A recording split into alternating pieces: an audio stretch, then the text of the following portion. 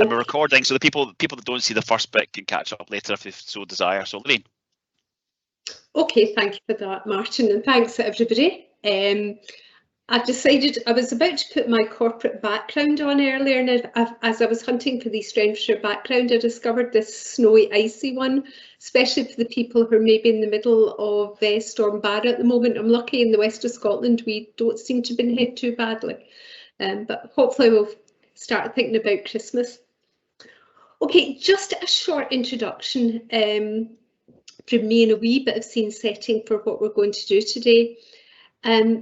I suppose for all of us, we're still in the middle of COVID. When we've had these sessions, each session we think we're almost getting out of it. And of course, today we're at the stage where we're almost going back in, and I'm sure all your inboxes are full with emails about COVID and changes in rules and all sorts of different things going on at the moment. And it really does emphasise the importance of data. And the information, the homeworking, everything that all of us have been collectively doing, and when we've so easily learned from each other. One of the key roles the Digital Office has played is that very quick learning from each other.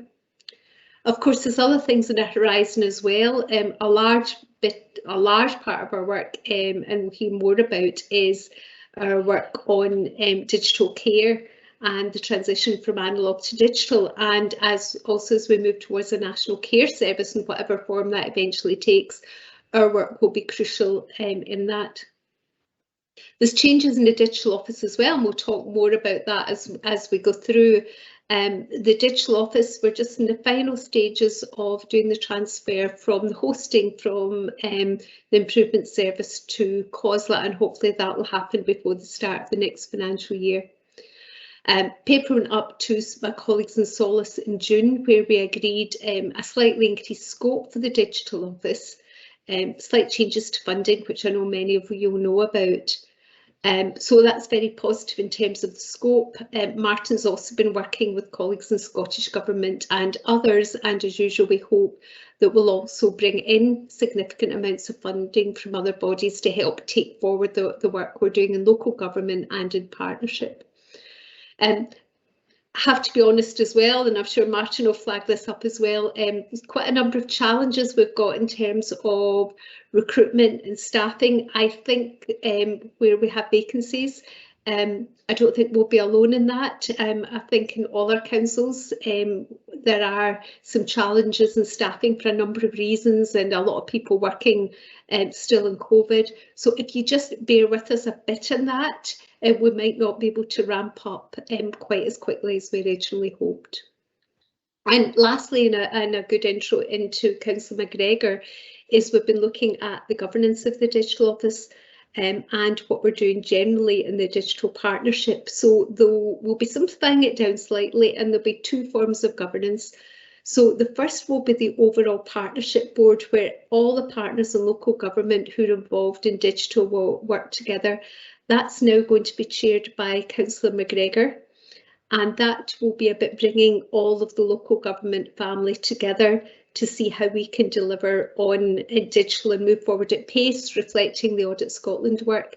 Councillor McGregor will also have regular meetings with the Cabinet Secretary, Ms Forbes, to take that forward as well. Ms Forbes is particularly interested in digital and keen to take that forward. And I'm sure Councillor McGregor will say more about that in the introduction and the importance both Scottish Government and COSLA are putting on taking forward digital. So we'll also, just in a similar way to that, we'll be taking forward the governance of the Digital Office, simplifying that down, having one Digital Office board, which is local government, and the board members will be made up of Solace members, Sockton colleagues, and colleagues from around the local government, the funders, the people who actually fund the Digital Office, to take that forward and to influence and make sure the Digital Office is going in the direction of everybody, the priority areas. And we've already got a lot of people involved, and I'm sure over the next few years there'll be even more. So I just want to finish off there, and I'll pass to Councillor McGregor, who's already been taking a very active role in digital, and I think we're all delighted about the role that COSLA have taken over the last year or two and are intended to take, helping local government drive forward on digital. So over to you, Councillor McGregor. Thank you very much, Lorraine. I've currently got Storm Barra blowing through a chimney behind me and a dog on the windowsill, so anything could happen, I suspect. Thank you for your kind words, and it's been an absolute pleasure to have digital within my remit as spokesperson at COSLA. It's a very exciting thing to have in my remit, and I've really grasped the political leadership, I suppose, that's been required over the last few years just to progress the agenda slightly. Thank you to you all for coming along for the second and our final Digital Partnership Forum of 2021, and it's great to see so many people. I think we're at about 70 odd now, taking part today, and obviously demonstrating your continued commitment to digital transformation, and that exists across all of local government. Now, for anybody who I haven't yet met, and it was lovely to meet some people at an in-person conference last week, I'm Gail McGregor. I'm the spokesperson, COSLA spokesperson for resources. So I have finance, employers, pay negotiations, and digital in my brief, and it's fantastic, as I say, to represent digital as part of my portfolio. I've been working very closely, I hope, with colleagues in the digital office throughout the year, not just this year, the last, gosh, we're nearly 4.5 years in now, and the engagement right across the teams and our partnerships, particularly with Scottish Government, has been incredibly positive and improves, I would say, year by year. It's hard to believe that we're nearing the end of another year already. Time is just flying by, and I don't have my Christmas tree up. But as we approach the end of 2022 and look back on all that's been done over the course of the year, it strikes me that it's been a particularly important year for us in local government, and COVID has really shone a massive spotlight on the need for good digital processes and improvements. We've not only seen the publication of Audit Scotland's report on digital progress in local government, which has given us an outline of where we are currently in digital transformation journeys, but also of the joint Scottish Government and COSLA Digital Strategy for Scotland, which was co-produced with the Digital Office and the Improvement Service, Scottish Government and COSLA.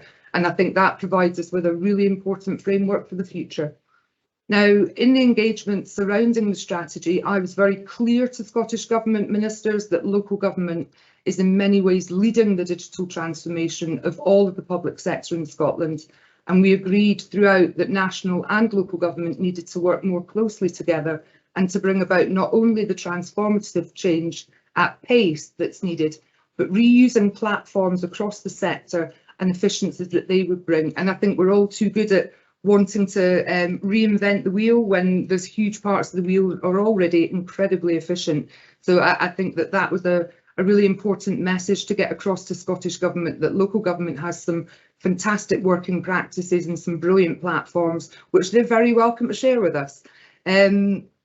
Obviously, starting in early 2022, I'll be co-chairing, as Lorraine said, a new joint national board with Ms Forbes. Kate and I are both very, very interested in digital. We both find it very, very exciting, and obviously the remit for that will be accelerating the delivery of our digital ambitions and our joint digital ambitions, which I think is incredibly important. What's obviously been evident throughout the year is the efforts that have been taken by councils to progress our transformation, despite the continued pressures, particularly throughout COVID-19, but also accepting that resource challenges are part of our daily lives in local government, and balancing the budget is not always easy. I appreciate that sometimes the backroom processes are the first things to get cut when a budget is cut by councillors, and it's been a very difficult pathway for us over the past maybe 5 to 10 years. But I think COVID has put us in a place where digital transformation is now absolutely key to what we do and how we assist in all of the services that we deliver. We've obviously seen a host of positive examples of innovative practice from councils to put digital at the front and centre of how we deliver those services, and obviously to tackle the continued challenges of digital inclusion, particularly in our poorer communities. It's been absolutely vital. I know that partnership working with the Local Government Digital Office sits at the heart of this, and it's an important element of progress that's been made, and I look forward to hearing some of the updates included in today's agenda. Now, that's obviously Of course, it's a period of change for the digital partnership, and we'll discuss that today, what it means moving forward into 2022. There's a lot we can learn from the response to COVID-19 and from the changed landscape that we now operate in. And it's important that we retain the momentum that was evident through the height of the pandemic in our initial responses.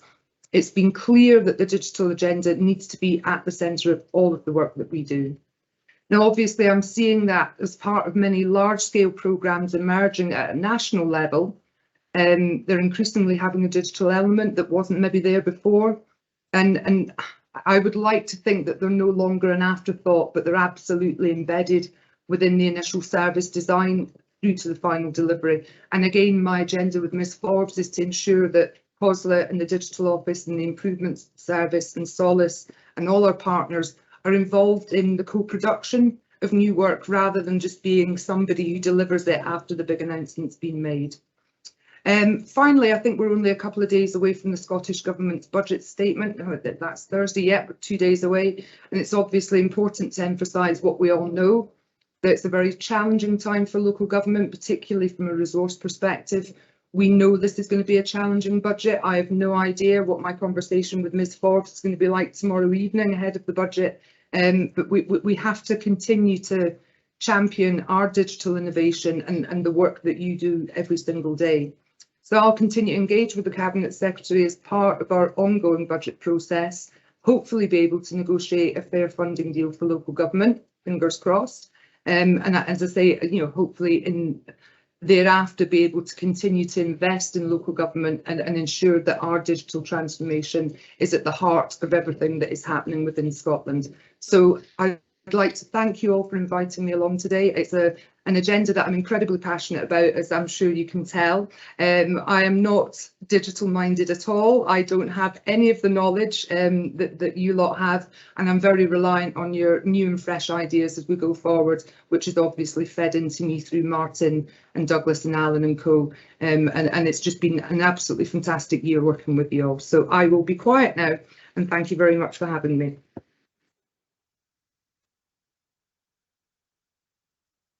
Thank you, Gail. So I think it's over to myself and a little bit of Lorraine, but I think Lorraine, you've covered the majority of the next section, so we can move through. I'm joking.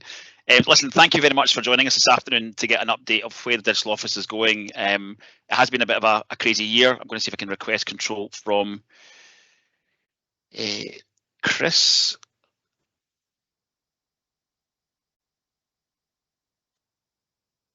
Okay, so Lorraine's kind of covered a bit of the timeline, but I'll go through a little bit more detail. But we're kind of entering the third phase of Digital Office, and I'll just talk through that for the rest of the presentation. If somebody can give me a nod, the ones in camera, give me a nod if you can see the slides.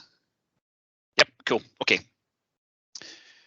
So the timeline, Colin and I were reflecting yesterday. We got together for a kind of a planning session for next year in terms of resources and the future direction, and trying to wrap up some stuff for this year. But we've been in post for 5 years and 2 months, not that we're counting in that kind of respect, but there's been a lot has happened in 5 years in digital, let alone local government.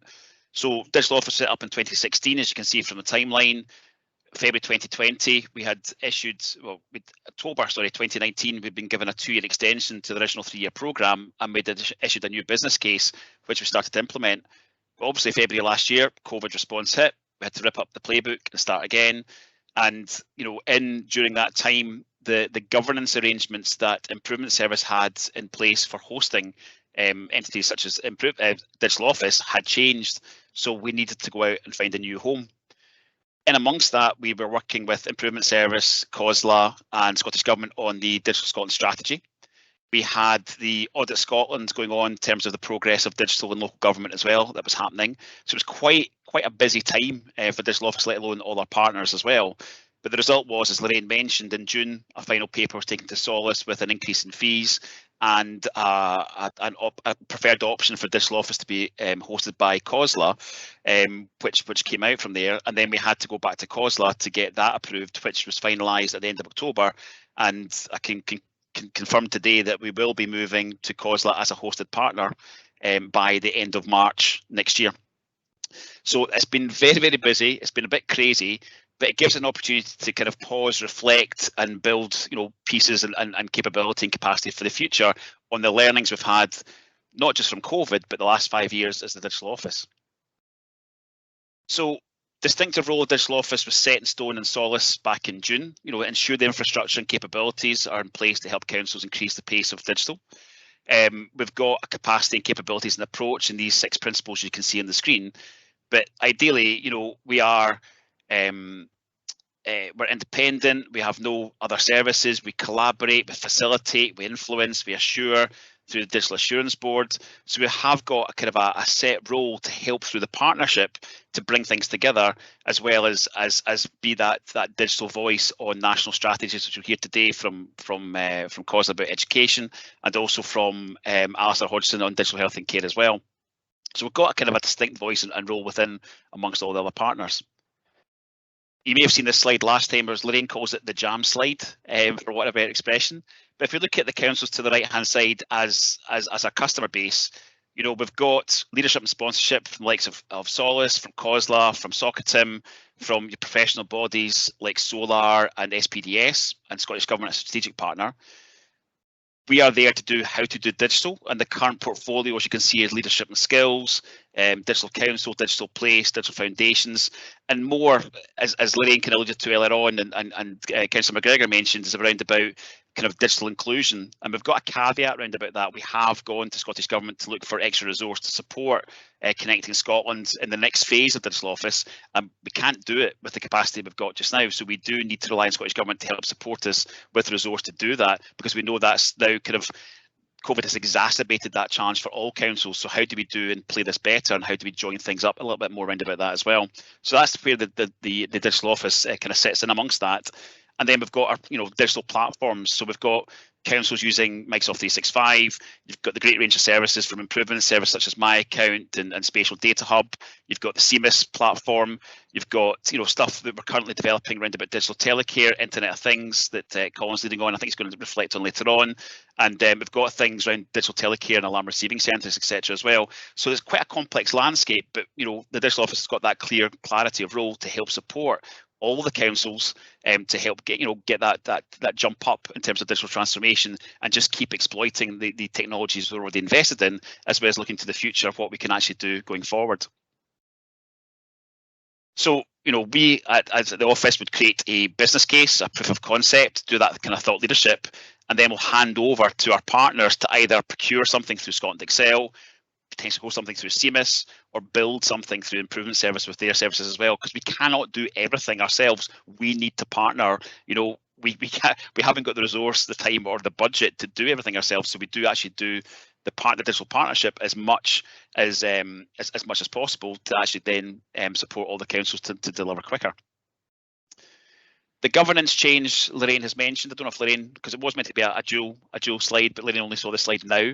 So is there anything you want to cover from the governance, Lorraine? I think maybe we've covered it earlier on. Yeah, I think I've covered that. Saves time, so we can get back on time for the agenda as well. So thanks, Lorraine. But I think the main thing is we've got the Digital Assurance Board, and I think Colin and Lynn from Perth and Kinross are going to cover that shortly as well in terms of what they've done and achieved. But that has certainly come into its fore, especially the last 18 months, as more and more conversations are happening about national platforms, common platforms in the back of Digital Scotland strategy, but also in terms of trying to get stuff to talk to each other through the COVID response as well. But I'm not going to steal Colin's thunder. I'm not like that. I'll leave that to Colin and Lynn shortly. So one big thing that came out from the conversations with Solus as we're doing the business plan for Digital Office 3 was around about account management. There was conversations around about not understanding everything that was on offer from the digital office. There's quite a lot that we do across our portfolio. There was about conversations around about how could they engage to understand more, liaise more, support and contribute, as well as get stuff back out of it. So what was agreed in Solus back in June was there will be a CMT representative that will be aligned to Digital Office, and they will be kind of our main acting senior sponsor to make sure that the CMTs get understanding of what we're doing strategically as well as tactically across all the councils in Scotland. So that will be in place in the new year as we take it to the next phase. The other thing as well we were talking about was reporting. We get a lot of requests from support for reports. We'll go into a little bit more depth in a minute or two, but the current processes and team size, we can spend all the time reporting rather than delivering. So we need to build a new infrastructure to help support that and make it as easy as possible. With the move over to COSLA, we've got an opportunity to refresh our Microsoft 365 environment. So we are moving, and we're using a partner to do that. We've also invested into a new content management solution platform, which will help bring everything together in one place for Playbook. So you're not having to run around through SharePoint and Teams to try and find relevant documentation. It'll be in one spot. And what we're doing is building on the experience and learning we did for the Digital Telecare Playbook, which I think at Edinburgh, David might talk about this later on, I think said they'd saved 10,000 hours alone by using the business case that was in the toolkit on the Playbook. So we want to replicate that across IoT, robotics, data, and other key subject areas. We've already got a playbook in place for modern workplace with SPDS, which I think Jenny's going to cover off later on as well. But we're going to be using the tools that are available to actually then demonstrate how digital and data capability can be done using the Microsoft 365 environment. So there'll be a big focus on how we use Power Apps to extract the data as quick as possible to give you the information you need. And then also a revised comm strategy. I'm delighted we've had Isla Williamson join us a month ago. She's still here, so hopefully we are doing something right in the digital office. We haven't scared her too much. She's looking after Digital Telecare, but she's got herself stuck in and helped us do this today, and it's been a brilliant addition to the team. But I'm still looking to recruit another marketing person for the core team as well going forward. But as Lorraine mentioned earlier on, we are struggling to try and find resource out in the market, which I'm sure yourselves are finding just now in councils for anybody data project management, business analyst or marketing related as well. So we're looking at how do we utilize or do secondments in the digital office to help support that. But as part of this piece, we will have a revised comm strategy on multi-channels as we move our whole proposition online as much as possible. What we have seen is using the benefits of Microsoft Teams to collaborate even more, reduce expenses for travel. I'm sorry, Shetland, Orkney and Western Isles, I do love coming up and I will come up. But Teams does give us that opportunity. We can see more and get more people more involved in stuff rather than being almost like the central belt conversations and exhibitions and demos. So it does give us an opportunity to do more with less and be more inclusive in terms of what we actually collaborate on as well.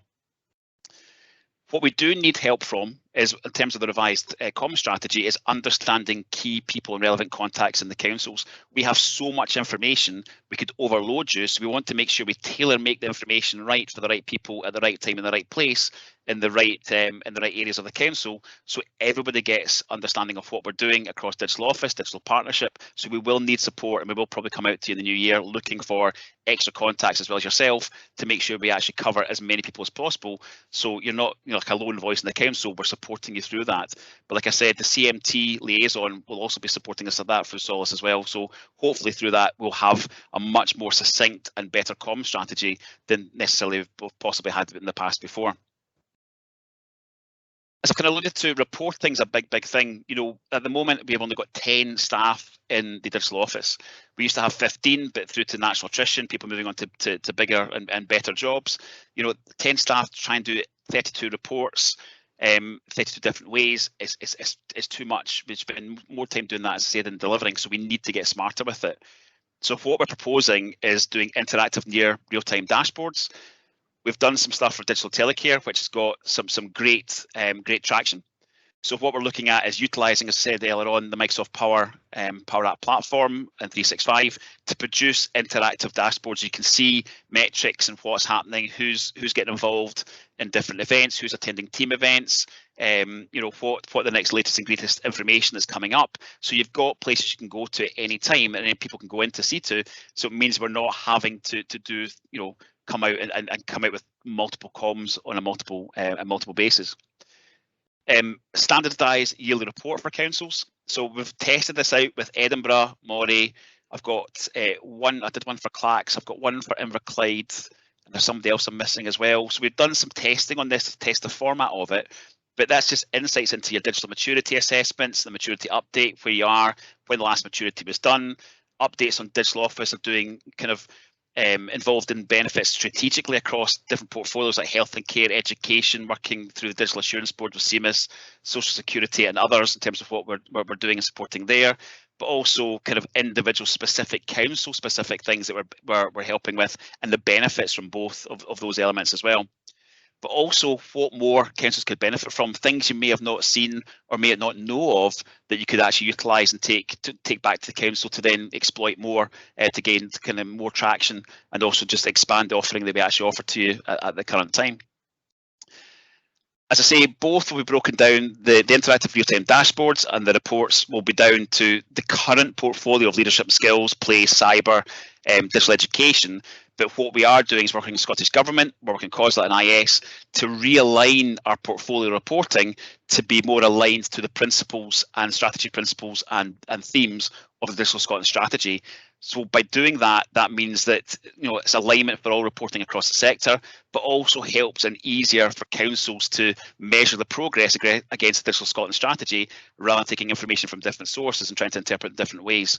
So I've actually asked one of the team to create a short video to give you an understanding or give you a flavour of what we're proposing. So hopefully this is going to work. I'm going to hand back to Chris. Chris.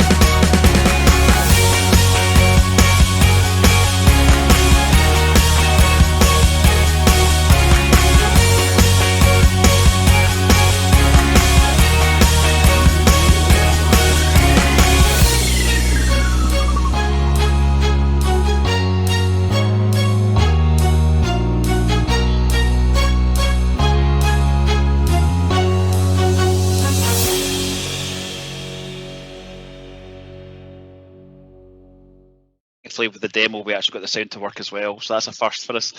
So it kind of gives you a flavour of what we're trying to do, because we understand the amount of emails we all get on a daily basis. Sometimes conversations are lost, sometimes insights are lost. So by doing a multi-channel strategy of having the yearly report back to councils, by doing the interactive dashboards that you can play about with yourselves, helping support and showing you how you can actually build them if you're not too afraid of how to do them yourself.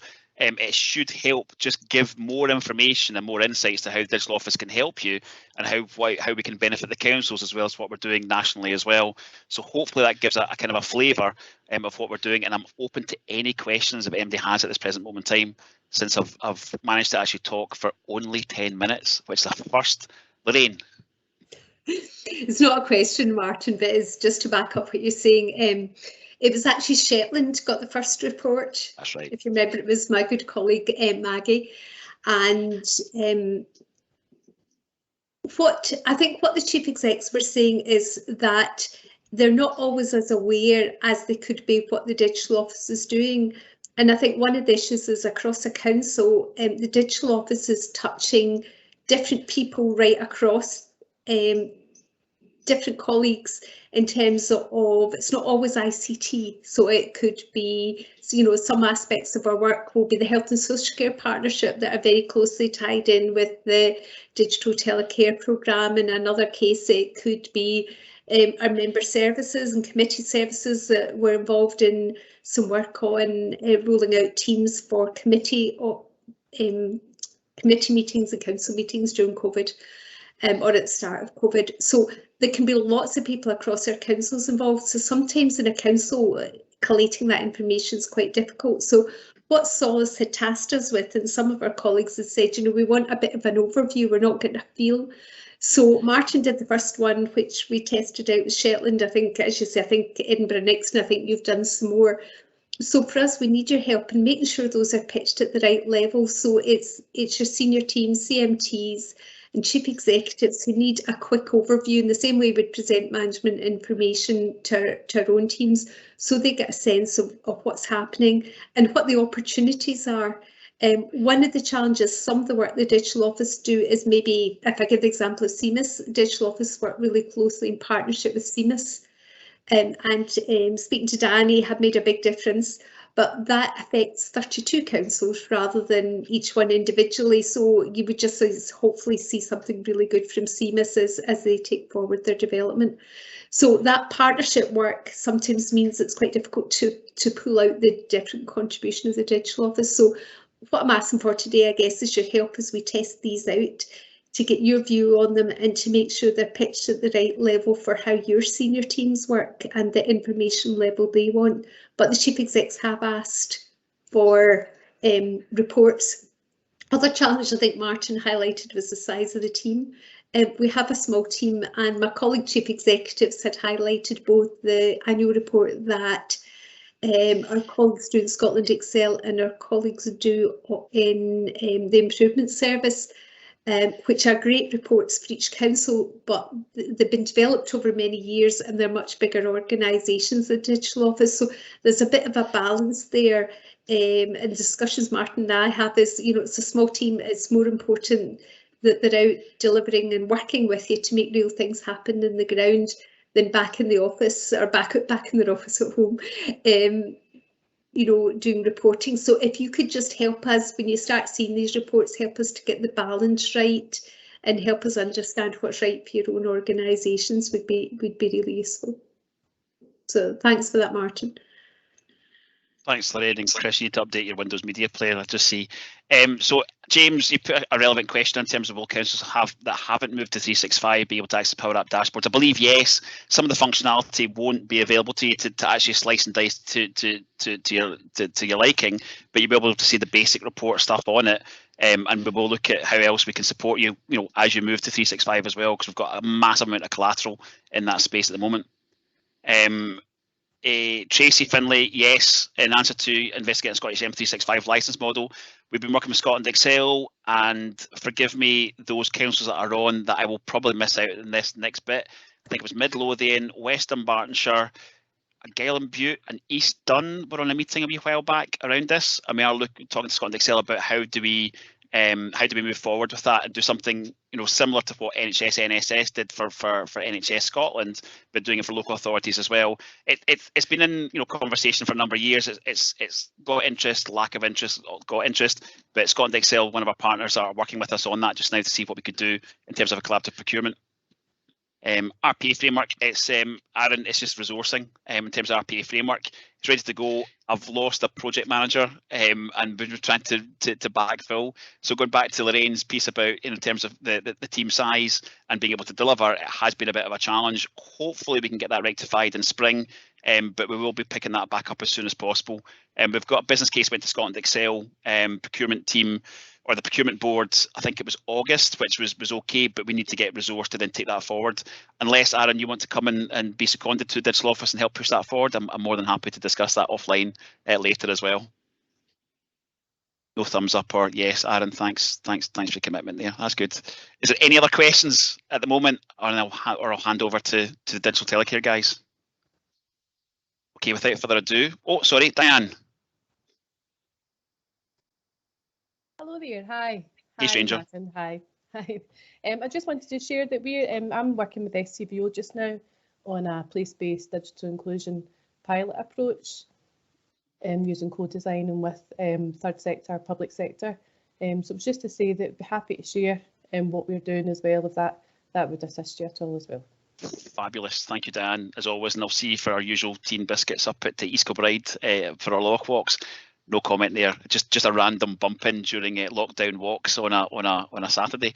I will pick up with that separately because that could actually link into the helping hands, the inclusion piece once we get resources from Scottish Government. Connecting Scotland. Thank you. My brain has just gone there because I was thinking of Tunks tea cakes. So Connecting Scotland piece. So yeah, I'll pick your brains for that, Diane. Thank you. Thanks for that. Any other questions? somebody else has got a hand up. I can't see who that is. No, hand's gone down. Okay, if there is any questions throughout today, as I put into the chat earlier on, please put them into the meeting chat and we'll get to them as we go forward. But without further ado, I'll hand you over to David Brown. David. Thanks, Martin, and hi everyone. So I'm David Brown. I'm Business Relationship Manager with the Digital Telecare Programme, so responsible for leading the programme and managing the Digital Telecare team. So I'm just going to talk you through a bit about the progress the programme's made so far, and also talk you through our plans for the coming year or two. So just a bit about the background to the programme then. So it was established back in 2017 by the Scottish Government Tech Programme, who deserve an enormous amount of credit, I would say, for identifying the announcement by telephony suppliers that they would be migrating over to digital as a potential risk or issue for the telecare sector in Scotland. It's kind of widely accepted that the Digital Telecare Programme in Scotland is leading the way in the UK, and I think that's largely down to the fact that we mobilised the programme early. So back in 2017, the Tech Programme asked the Digital Office to commission this programme and kind of map out and work with a small group of early adopters to kind of highlight and identify what the key milestones for digital transition for the sector would be. Big risk around service providers not transitioning, and as probably most people on the call know, but this migration of digital telephony will mean that in most cases analogue telecare, which is out in the field at the moment, supports about 180,000 people in Scotland who depend on these services, won't work at all following digital transition or won't work reliably. So a fair bit of risk for the sector and for the wider health and care system. So how do we support the sector? So we take the approach of providing things like thought leadership. We bring operational telecare management experience to the programme. Digital cybersecurity expertise and guidance is a kind of key component. This shift from analogue to digital for telecare contains a lot of kind of more complex technology milestones and elements which haven't really been an issue for the sector in the past. And we take a once for Scotland approach where we're really keen to kind of save service providers as much time and effort as possible. So rather than kind of go away and work through individual solutions, and I think Martin touched on some of this earlier, we work with the sector to identify kind of guidance and materials to get through some of these milestones, and we then publish all of that in our Digital Telecare Playbook. So you'll see on the left-hand side of the slide the kind of focus and programmes that we're working on at the moment. So Digital Telecare Playbook's right at the heart of what we do. So that's an online digital repository which is iterative, so constantly being updated based on the work we do with service providers that are transitioning. And we focus on a whole range of other areas, including things like cybersecurity, standards, implementation, improvement, innovation, and also continue to work really closely with the Scottish Government Tech Programme on a whole range of areas, including data. So where are we at the moment? So we've got just under 4,000 live digital connections with citizens. That's a big achievement for us, I would say, and as I mentioned earlier, that's kind of leading the way in the UK, but there's a heavy caveat to that, and as much as it's less than 2% of our existing analogue connections in Scotland, so still lots to do. We're at a really exciting time for the programme, I would say, where we're seeing that number growing almost on a daily basis. So as service providers upgrade alarm receiving centres and start to kind of roll out and scale up, that number is increasing kind of regularly, which is fantastic. We're actively engaged with 100% of local authorities and HSCPs, and they're all working to implement digital telecare. In terms of our implementation award scheme, that's also an area that we're seeing kind of almost weekly growth in. We just made an additional award this week, actually to a silver category for an HSCP. So the purpose of the scheme, so we launched this about a year ago, and there's kind of two purposes to this, really. One was to kind of make sure that these service providers that have worked through pandemics and a whole range of other well-documented pressures have still managed to make kind of fairly huge strides in terms of their digital transformation.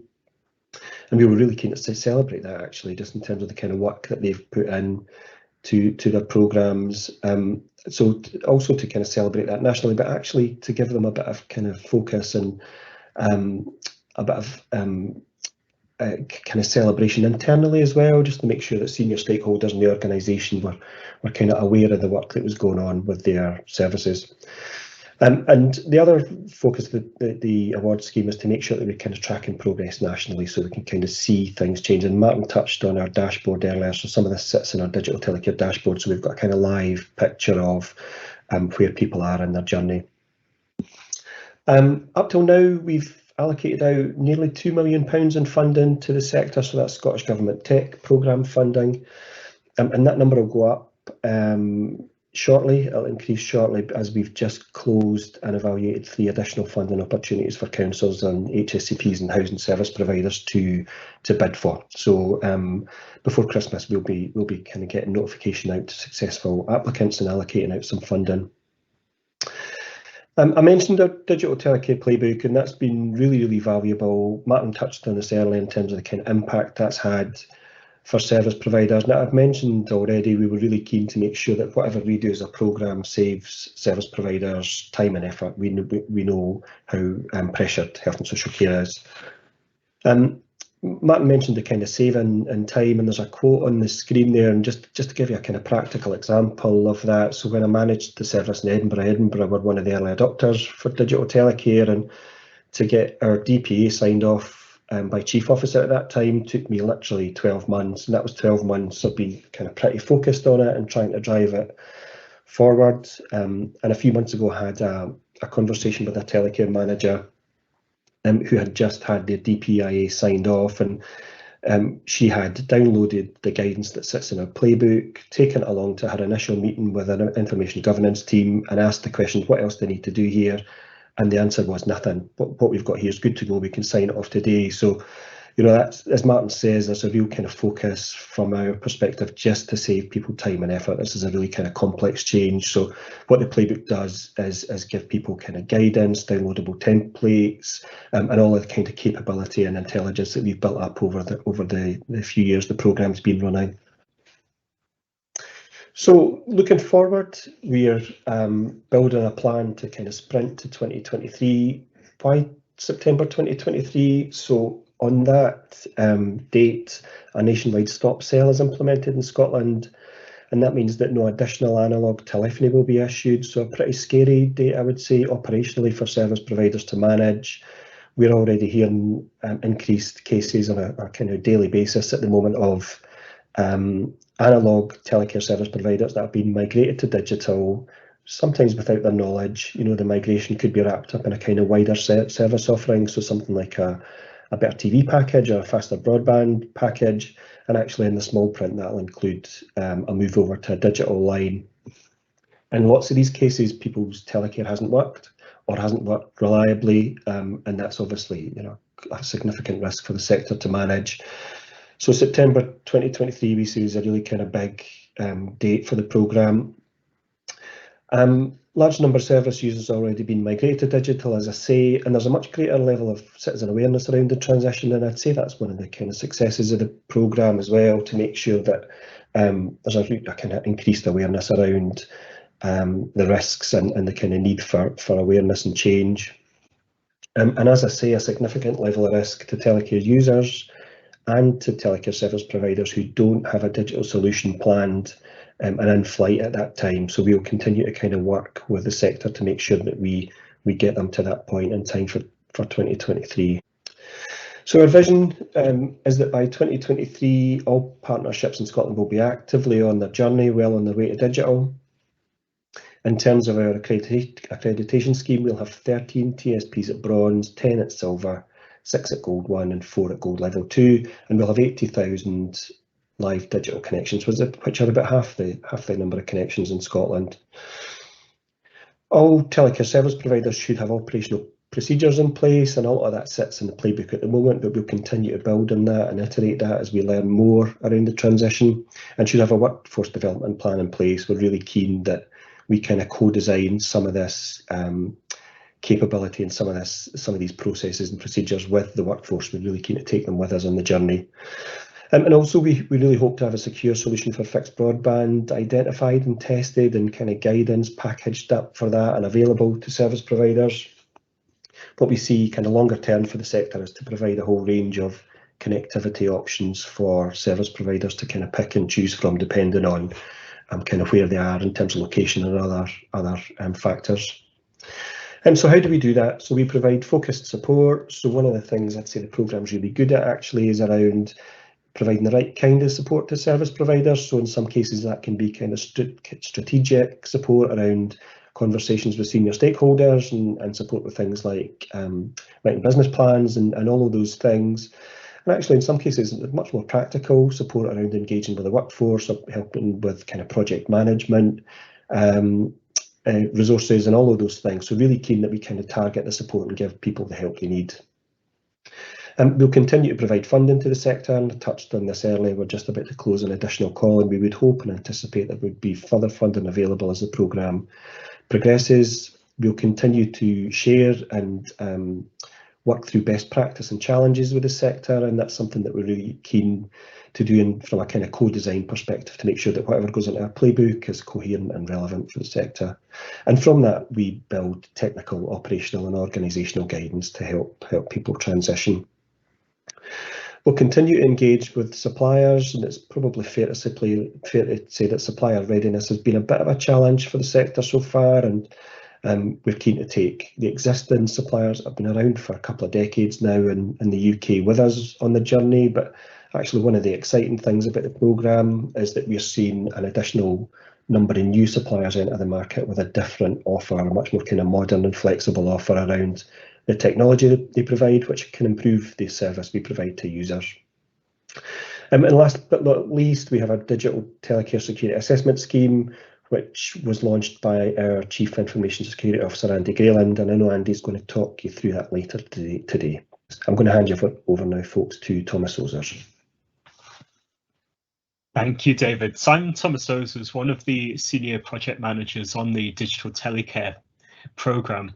So what I'm going to talk you through very briefly is just going to a little bit more information about the Implementation Award Scheme, which David's already introduced for you today.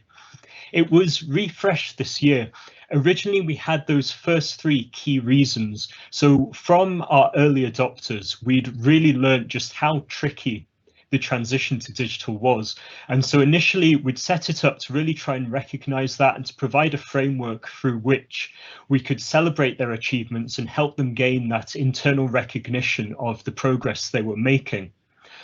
Initially, one thing we hadn't necessarily considered when we were really focusing on that softer side was the benefits of a scheme like this and actually tracking the progression of telecare services across Scotland. And when we refreshed the scheme this year, it was again to really focus in on that a little bit more, to build in some of our new understanding of the transition and to make sure that it was robust, so that as we're working towards our targets in 2023 and 2025, we've got a really accurate reflection of where we are as a sector. Great, so there are now 4 different levels to the scheme. The first level is bronze, and while it's not necessarily reflected here, there are actually 2 routes to achieving our bronze award. So with bronze, we're looking to recognise that the technology is in place in order to deliver digital telecare. So what we mean is that an alarm receiving centre has either been upgraded so it can now connect digitally, or that a service has connected to somebody else's digitally enabled alarm receiving centre. Now, the one issue with that definition is, what about services who do outsource their call handling? Do they just need to sit and wait until the service they outsource to have completed their upgrade? Our emphatic answer to that would be absolutely not. There is a lot they could be doing. And so to reflect this, we added a second line to bronze. So the second route to achieve bronze is by having rolled out digitally ready alarm devices to at least 50% of your service users. We saw Falkirk use that approach to enormous effect, rolling out dual analog digital alarms to all their service users, and it's meant that once their ARC was upgraded, they were in an excellent position to quickly proceed with their migration and rollout. And so through that, it's the one thing, even if you outsource call handling, everybody could be working on right away. Building on this success of Bronze, Silver then looks for detailed testing to have taken place and for a full migration plan to have been created, so that by the time you're awarded the Silver Award, you're on the cusp of starting to actually roll out live service to citizens. And that nicely takes you on to our 2 levels of Gold. At Gold Level 1, it's been rolled out to 20%, and Gold Level 2, 50% of telecare service users are now connected over a digital connection. We have also now built in targets which aren't reflected on the screen, but ensure that at both these levels, a certain proportion of group schemes and housing have been included as well. This isn't just about dispersed alarms, and it was really important for us to make sure that we built that into the scheme. So again, this is a slightly different way of looking at the information that was on one of our earlier slides. It kind of shows you the progress currently across the different levels. So we've got Falkirk, who are our first service to reach Gold Level 1. We've got a couple of services at Silver, 4 at Bronze, and the rest at pre-Bronze. What I think is enormously important, and what I would like to kind of finish by really focusing in on, is that we used to have a different category which was called pre-program. So that applied to any services that we hadn't had any contact with.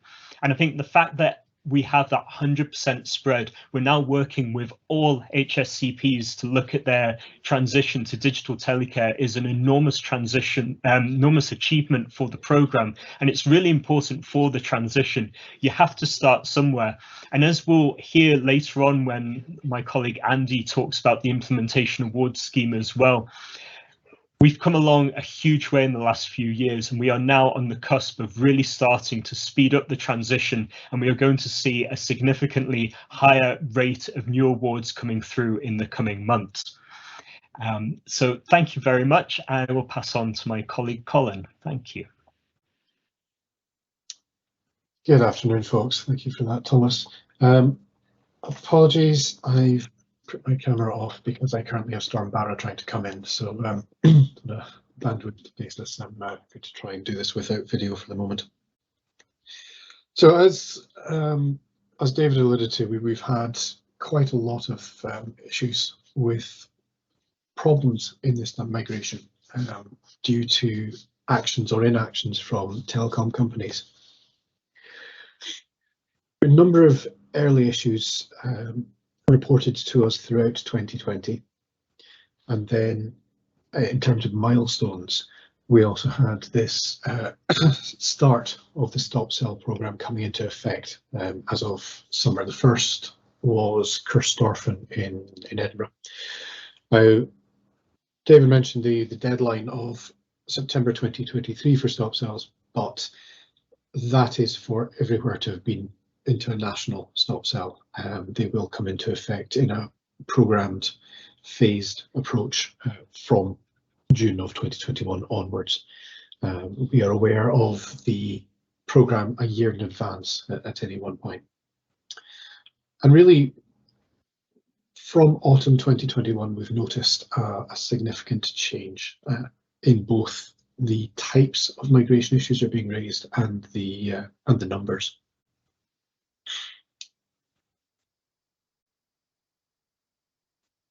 To start off with, the migration programme was really driven by service users. So individuals who had decided to go out and get either better broadband or upgraded media packages or things like that. So this tended to be the likes of Sky and Virgin coming into people's houses and making changes without any real concerns as to how the telecare equipment would be affected in the house. In many cases, this meant leaving boxes unplugged. In a couple of horror cases, people had cut the lines, but the majority of them were plugging boxes into devices that weren't ready for them, or having them unplugged and not actually active.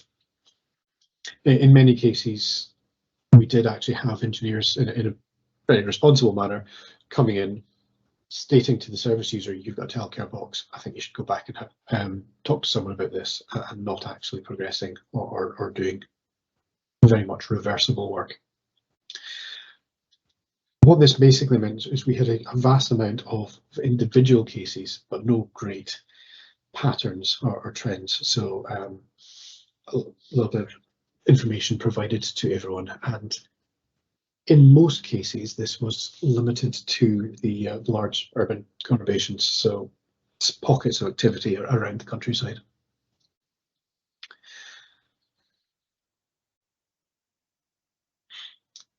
Throughout 2021, the pattern has changed quite dramatically. Those issues dropped off very significantly from late spring into summer, and indeed over summer.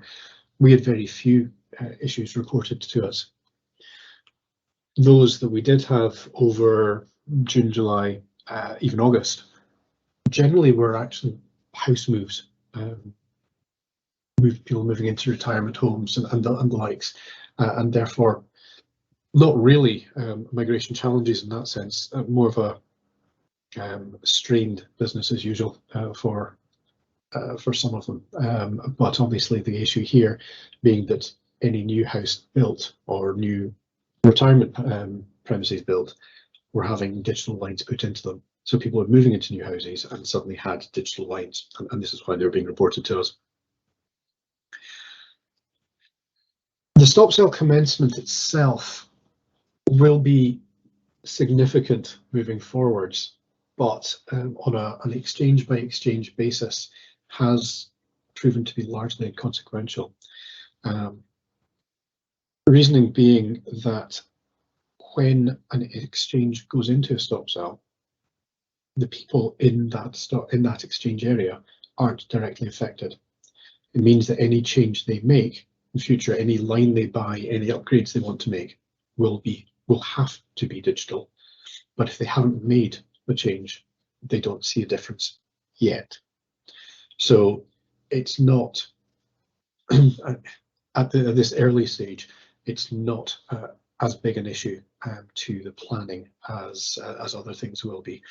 Obviously, moving forwards, it's going to be quite restrictive with new phases being moved out.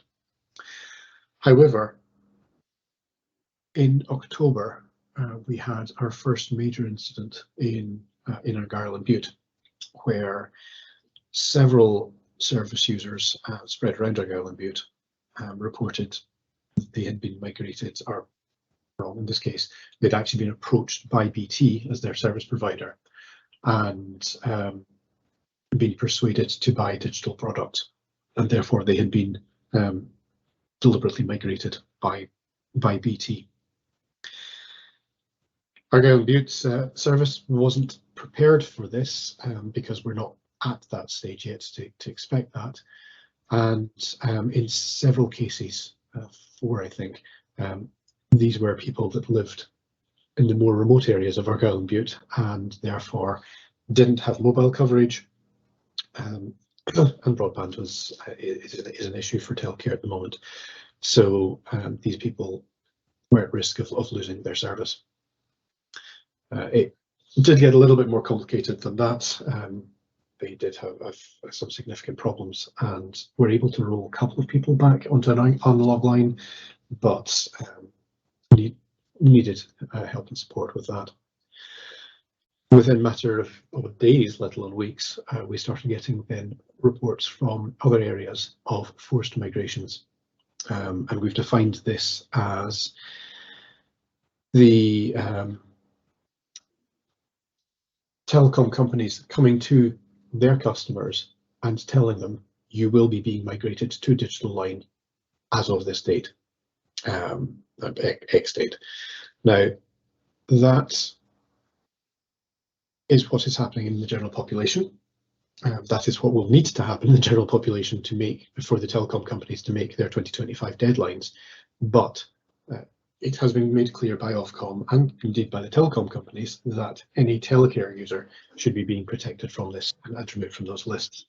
So this is a significant concern, emphasised by the fact that we then have further issues with this rolling out into 10 areas now, and sorry, somewhere about 70 or so service users affected by this across Scotland.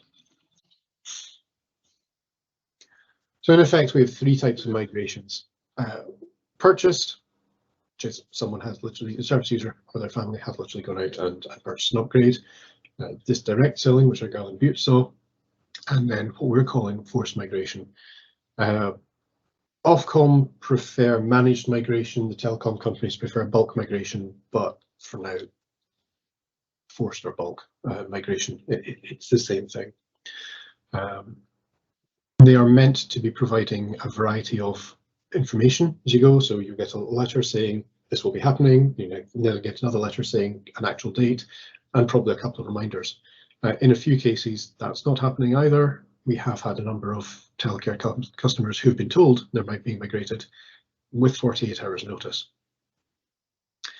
So, as I said, as it says there, these are all in breach of the telecom company's own procedures, let alone Ofcom's regulations. The first one, however, is slightly more of a grey area, because clearly if someone really wants something, they'll just shop around until someone provides it. Thank you, Chris. So really, what have we done to try and help with this? Well, with the initial issues, we created an initial survey in August 2020 to go back and try and work out all of those issues that had been created, had been recorded, and that could be passed to us.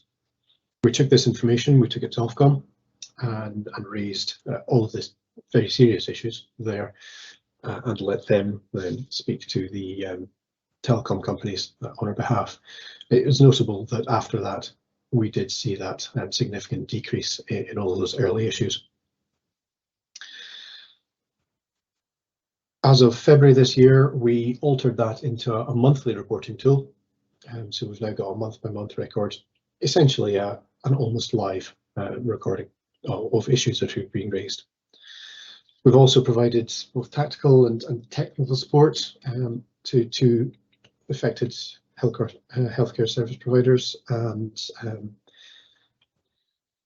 opportunity to help to identify mitigation resolution through these, to develop new tools and ways to get past the problems.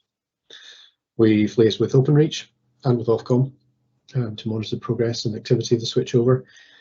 And Openreach did come to one of our Telcar service provider forums to discuss issues there and to be available for questions. We've escalated these issues as and when they've been raised to TAG, to the Telcare Delivery Board, and in the case of this last spate of issues in November, to Scottish Government as well. And throughout, we continue to work with the Telcare service providers to develop a range of guidance and resources. As Martin introduced Isla earlier, two of the first things she did with this was to create a piece of guidance for service users and a piece of guidance for the telecare service providers themselves. We're also using this as a stop shop for any brilliant ideas that have come up within telecare service providers, to share that with the rest of the community and to be able to help bring that whole thing together, to be able to move forwards and deal with the challenges as and when they raise.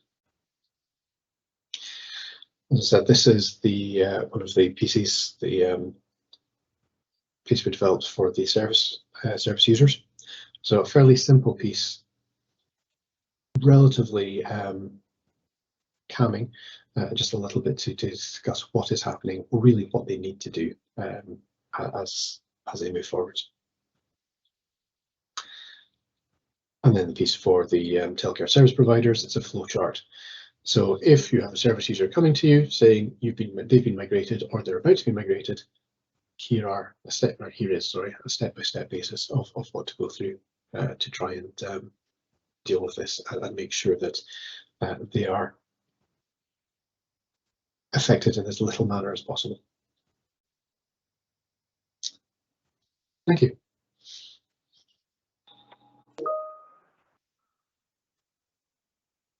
Thanks, Colin. Can you see that okay? Yep, can do. Yep, okay. Great, thanks. So, hi everyone. For those who haven't met me before, I'm Andy Grilland. I'm the Digital Office's Chief Information Security Officer. Whilst I have the strategic lead for cybersecurity and a remit to deliver a security-specific portfolio for the Digital Office, I'm also responsible for the secure delivery across all of the technical projects within our portfolios. And one of those projects is Digital Telecare. Whilst this presentation uses Digital Telecare as our worked example, the outcomes should be useful across a number of technical procurements, so it should be of interest for the broader audience too. So what we're doing with this project is implementing a voluntary security assessment for suppliers. And supply chain security is one of the biggest risks that we face in local government and across the rest of the public sector and private sector. So this presentation talks about our experiences and conclusions in trying to implement such a scheme for Digital Telecare. See, what was the problem? DPA 2018 created a shared responsibility, so it was no longer enough. That's the GDPR for those that don't know.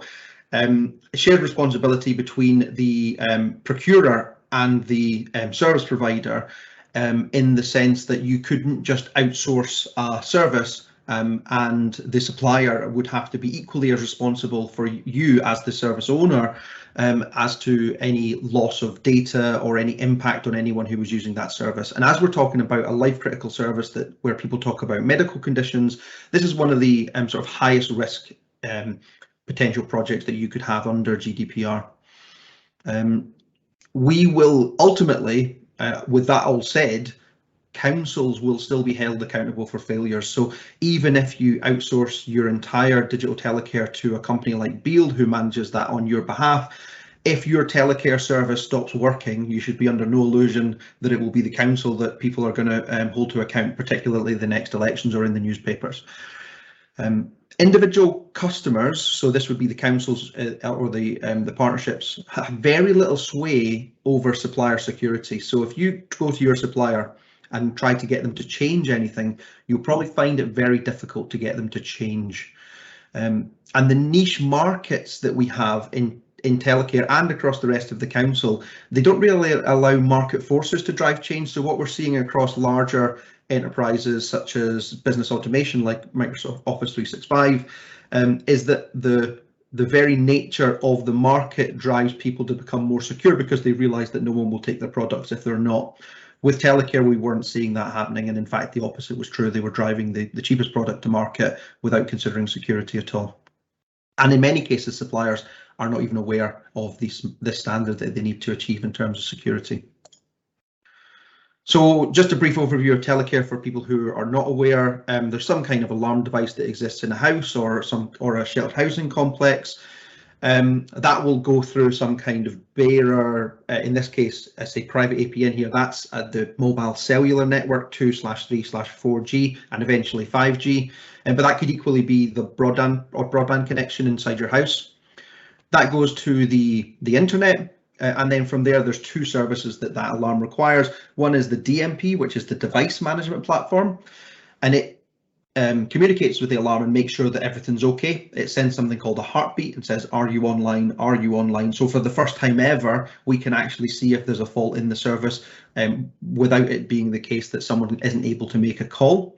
And the other thing that DMP does is it does over-the-air updates to the alarm. So if the alarm gets a new bit of functionality, that device management platform will push that functionality out over the internet and into the alarm. And then finally, on the right-hand side there, we have the alarm receiving center, and that's the bit most of you are probably aware of in terms of council functionality. We have a group of call center handlers who await for calls coming in from those people that have alarm devices fitted in their house. Now, the bearer part, the 2/3/4G network, is relatively secure in the same way that most main communications providers are secure, so we can pretty much ignore that. However, the other parts are very, very insecure unless you really think about what you're doing. With the alarm, these are not the same as having a PC in your office where at night everyone closes the door, locks the door and walks away, and unless someone physically breaks into the building, they can't get access to them. In many cases, these alarms are put in vulnerable people's homes, and those vulnerable peoples are also at risk of other people coming into their homes in the community and potentially misusing that alarm. Also, if they have any young grandchildren who are children who are interested in cybersecurity, they might see that bit of technology as something that they want to have a bit of fun with, which wouldn't be great. In terms of the device management platform, it could be possible to take offline the entirety of your alarm network using that device management platform. If you were to take it over and send out some kind of over-the-air update that disabled all of the alarms, someone could hold your whole telecare system to ransom, and I don't know how long you would be able to hold out not paying that ransom when you had all of these people who need that telecare system being unable to make their calls. And then finally at the ARC end, that's where most of the data lies. That's the thing that we care about in terms of GDPR, and if someone was to get access to that, not only could they steal all the personal data of your the people in your care, but they could also delete it all, which means that you wouldn't be able to provide that service. So how can we stop this happening? Well, our first attempt, which we called the HSCP-led attempt, was to develop a supplier security questionnaire. And what we did was they distributed that all to the partnerships. The idea was that the partnerships would then provide that questionnaire to each of the companies that they wanted to procure from, and the companies would individually respond, the partnership would work through them, and then decide on who they want to go with procurement at that procurement phase. We would also provide advice and guidance to those partnerships about the minimum security standards and help them through that procurement process. The good points here was that it was very lightweight. It didn't take us very long to produce that process. It was hands-off, and it also enabled the partnerships and councils to apply their own risk methodologies, and that is quite different across each of the councils how they would normally do that. The bad points were that the suppliers got very quickly frustrated at having to deal with multiple security dialogues across Scotland. There's 26 different partnerships that manage telecare across Scotland, and the suppliers then, so each partnership was looking to contact, say, 5 or 6 suppliers, and then each supplier had to respond to 26 or up to 26 councils. Additionally, so that was on the supplier side where it was bad, but also in terms of the partnership side, there was no single partnership that had enough sway to actually mandate change in the supplier's security posture. So when we found an issue using that method, the supplier basically ignored the council that raised the issue because they weren't a big enough customer on their own to actually get them to change their business practices. And then finally, partnerships didn't have enough resources or knowledge to challenge the questionnaire answers. So whilst we produced a questionnaire for them and we could help them go through it, what we couldn't do is go in and answer every single question and sit in every single meeting with all the suppliers again and again and again to make sure that they were being held to account on the answers that they've given in this questionnaire. So solution attempt 2, which was a centralised assessment process. The key objectives here was that it would be voluntary for suppliers to take part, that we would be looking for maximum supplier engagement, that suppliers were not only tested to see if they met the standard, but where they didn't meet the standard, we would help them bring them up to the relevant standard so that we kept that large marketplace that we've got in Scotland and a lot of innovation. We required trust between suppliers and assessors, and what this meant was that we had to prove that there would be no commercial disadvantage for disclosing vulnerabilities. We also wanted a simple process for partnership project managers who had limited technical knowledge. There had to be zero cost for partnerships and limited cost for suppliers. So how we actually got there then was that we took the original supplier security questionnaire that we had produced for the HSCP-led attempt, and we made slight modifications. We entered into an NDA with each supplier who wished to sell into the Scottish market, and that's for alarm devices, device management platforms, and ARCs. Those are 3 different services and products. We asked the supplier to pay for penetration testing of devices and services that they offered for sale in Scotland. And then with all of that evidence, we produced a risk-based assessment of those devices, services, and supplier. So that's 3 separate elements there. The supplier then is either accepted onto the access suppliers list, which we produce and publish to the councils in a closed way through where it's password protected on the internet, or we accept them onto the list with an agreed timetable for remediations, or we offer them remedial guidance to improve, and they're welcome to come back for reassessment as many times as they want to make sure they can get onto the list. We have, in conjunction with Scotland's Excel, produced a template question for procurement, which would then ask during the procurement framework, the procurement exercise, have you are you on the assessed suppliers list for security in digital telecare? And if the answer is yes, they will score maximum points for that question. And if they're not, then they will have to effectively go through the assessment process during the procurement. So there's no benefit to waiting until that point. How this looks in terms of a flowchart is that every supplier who wants to sell into Scotland looks like an unassessed supplier to begin with. Once they initiate the process, they then have to do penetration testing at the bottom there and security questionnaire at the top. We then produce the risk assessment and decide as a team, which is made up of some representatives from Scottish councils and one contractor who's an expert in security. We either say that they're straight onto the list because there's no issues. That hasn't happened yet, although we have some really good examples from particularly new suppliers, or we specify a package of remedial work. Once they have completed that remedial work, they're then added onto the assessed suppliers list. If at any point they decide that that remedial work is going to be too costly and therefore not worth their business time in order to complete all of that, they will not be added to the list, and they'll go right back to the start as if they look like an unassessed supplier. The key thing here in terms of where the trust comes in and where the suppliers know that they won't lose any market share because of those disclosed vulnerabilities is that we won't tell councils who has applied for this scheme. Now, there are a number of suppliers who councils are aware that they've applied for the scheme, but that's because those suppliers have decided to tell people, but we wouldn't tell anyone without suppliers first telling the councils that they've applied for the scheme. In terms of outcomes, we have a high proportion of existing Scottish market have already engaged with the scheme and some new providers. It's really great to see some fantastic innovation coming through.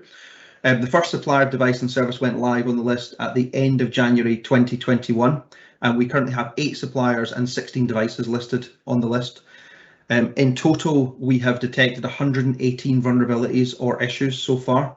Now, to give you an idea of what that could mean, we had at least one critical pathway, and what I mean by that is that there was a very high risk of having a very high impact to such an extent that a person with very minimum knowledge would have been able to take down every single telecare service, alarm device and the device management platform for every customer of one supplier very easily. I would guess that if the supplier hadn't fixed that critical pathway, it would have happened within 12 months. And we know that some telecare providers out with Scotland, none in Scotland, but some telecare providers out with Scotland had already signed up to that service. The good news is that's fixed now, and they are now happily on the list. So it really shows how good this scheme has been for digital telecare.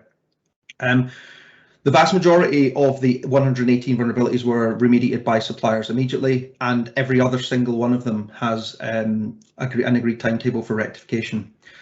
Some suppliers have issued letters of intent to achieve industry recognised standards, such as ISO 27001, which is a private sector security standard, where they don't already hold one. And really, the positive thing coming out of this for me is that the suppliers have said that they're really happy with our approach. I won't bother showing my last slide because it's just a question slide.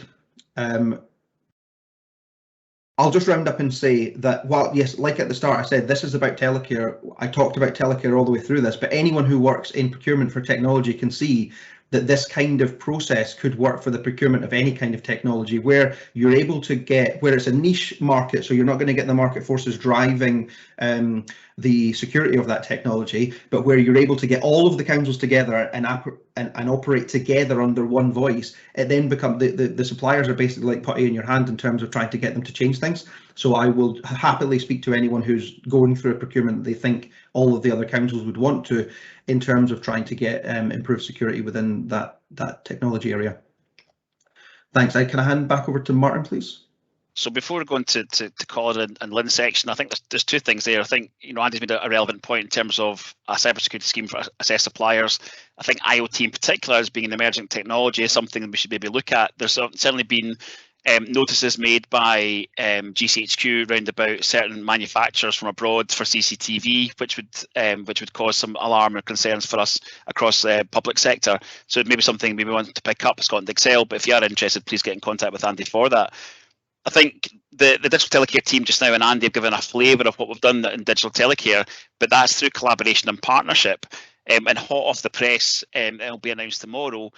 Tech Cymru have approached us to get access to the playbook, get access to some of our tools.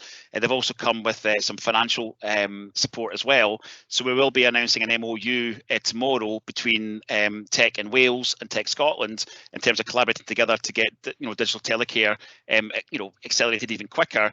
And it's purely because Wales has got the same challenges around about connectivity, the same challenges around about the ticking time bomb like ourselves in terms of that deadline date for switchover. But they saw a massive influence and support of what the team in the Digital Telecare team have achieved with technology-enabled care support and Scottish Government support, and they wanted a piece of that to try and accelerate their own opportunities. So it's a great win for the Digital Telecare team to be recognised from that from Wales, but I'm delighted and excited about how we're going to support each other going forward as well to even get quicker as that timeline becomes ever closer to us as well. So yes, I think I'll finish there. I think, sorry, Brian has got a question, I think, for Andy. Andy, have you... We're not allowed to, so this is a question about whether we've disclosed the vulnerabilities. We're not allowed to disclose the vulnerabilities because we're under a non-disclosure agreement with the suppliers. But what we have is, I'll put a link into the chat to the assess suppliers list, and any supplier or device or service on that list has had all of their vulnerabilities fixed. That's the only thing I can tell you. So they no longer have the vulnerabilities. If they still have the vulnerabilities, they're not on that list. I know that's a bit of a backwards way of working it out, but it's the only way we can give that confidence to suppliers that they're not going to lose market share for taking place in taking part in the scheme. Thanks, Andy. And without further ado, I'll hand over to Colin and Lynn. Colin.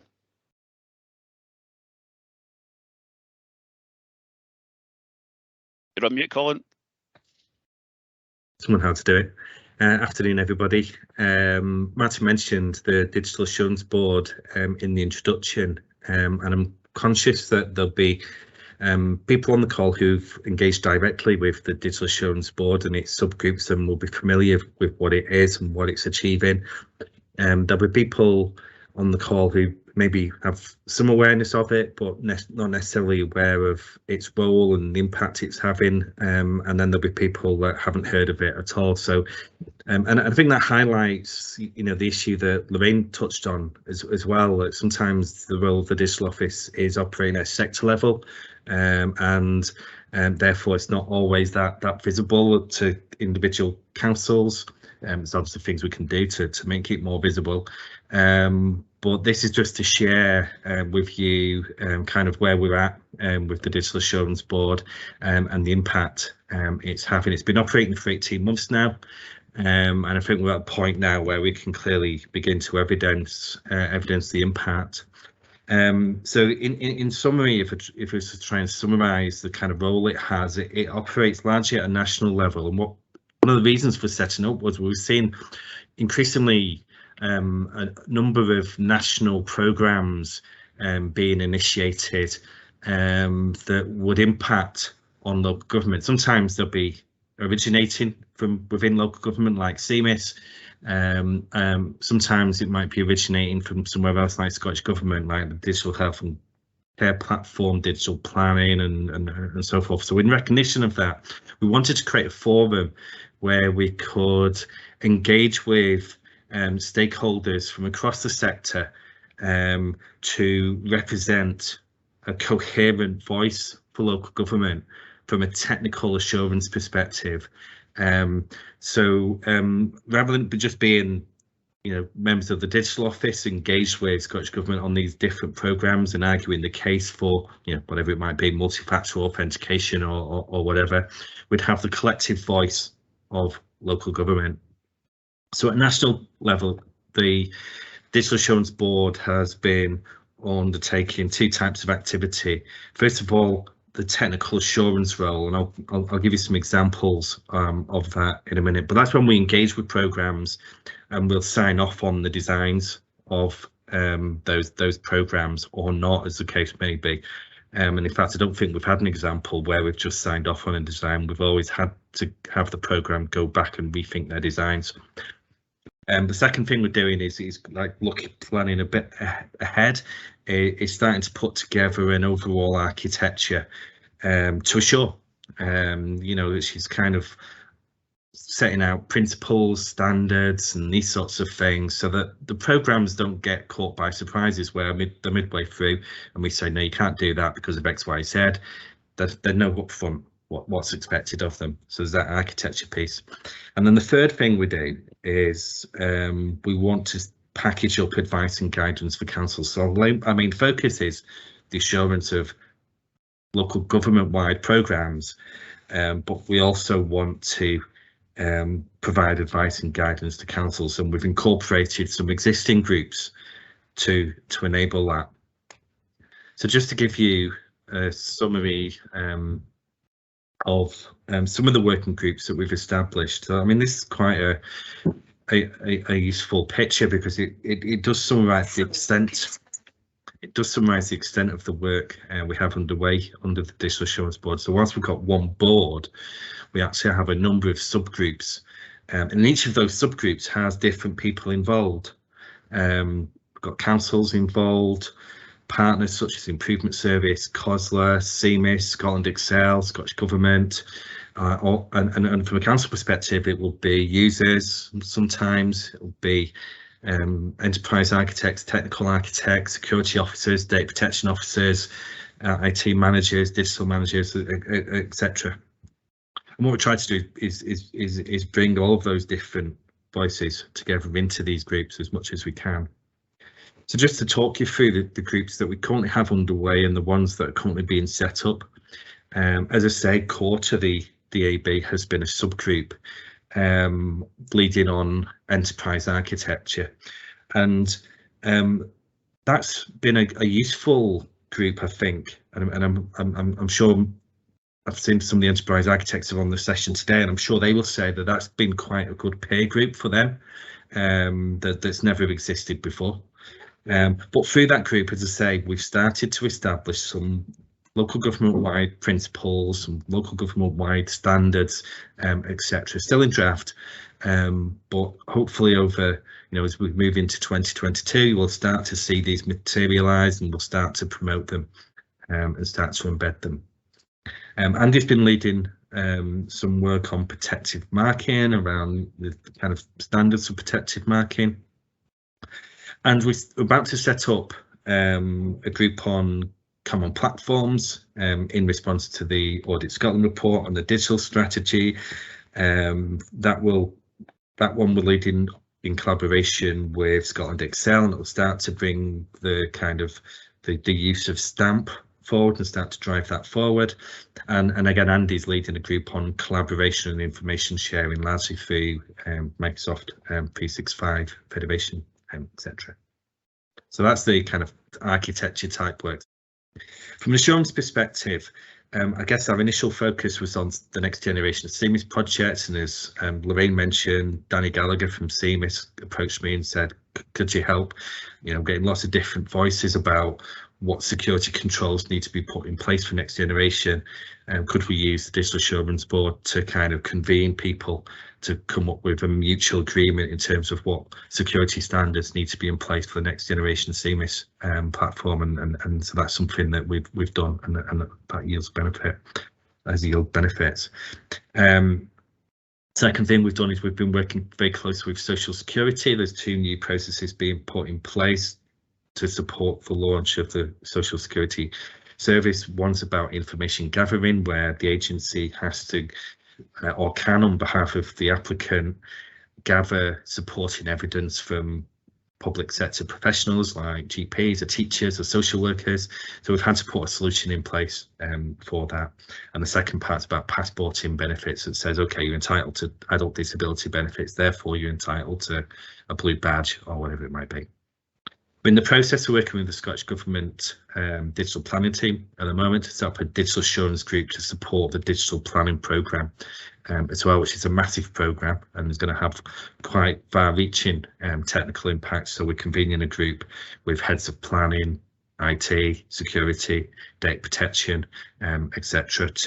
And partners such as Improvement Service to provide that single voice on technical assurance of that programme as well. We've got our first meeting next week.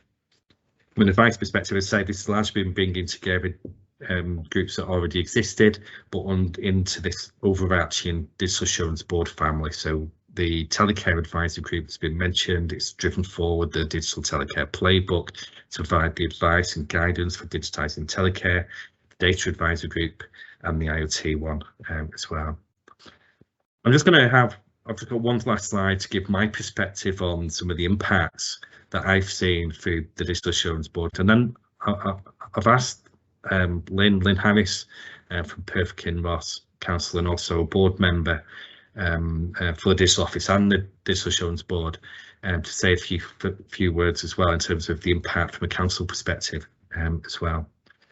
So the impacts I've seen from an architecture perspective is, say, we're now at a point where we've drafted some digital principles and developing some national standards, and I think that will really improve the quality of the national solutions that are put in place. I also think there's opportunities for councils to reuse those at local level as well. We're not going to mandate that, but I think there's opportunities for councils to do that for their own technical assurance processes.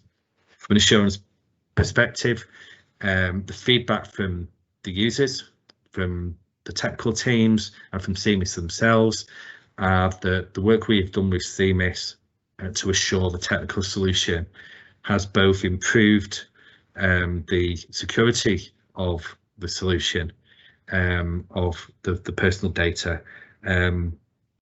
but it's also enabled CMIS to provide greater assurance to their board on this as well, and the board themselves were really grateful of the contributions of the assurance group that we set up and all of the people who have contributed to that. For social security, the output of the work we've done with social security is that although for the launch of the child disability benefits we didn't get the solution we wanted, Social Security, Scottish Government have committed to putting in place a better solution by the time the adult disability benefits is launched next year. We have their commitment to that, and they have started to implement a more robust solution that meets our needs. From an advice perspective, the Telecare Advisory Group, you will be well aware of the playbook and the impact that's had. It's widely used across Scotland. We can evidence the impact that's had, such as David mentioned with the DPIA earlier, but also business cases, etc.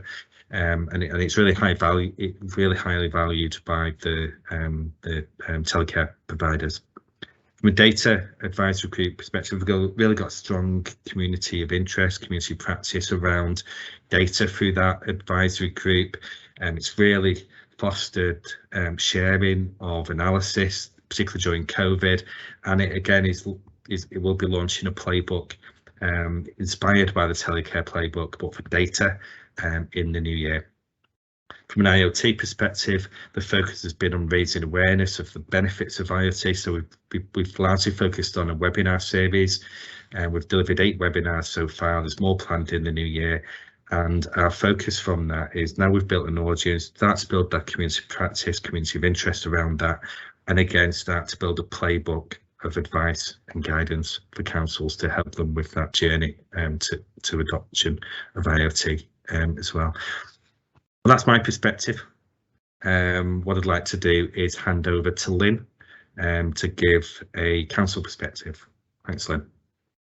Thanks, Colin. I love that old picture of me because it's about 10 years old. It reminds me of what I used to look like as opposed to what I look like now when I look in the screen and see myself every day. But I've just got a couple of slides just to bring in sort of the SOCOTM viewpoint, and also to introduce some of you who may not be aware of who SOCOTM are and what we do.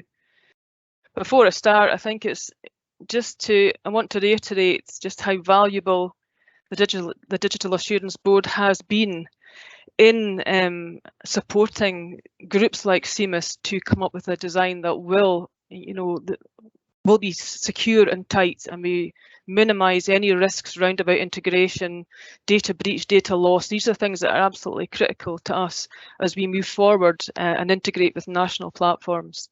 So I just wanted to do a couple of slides about SOCTM itself.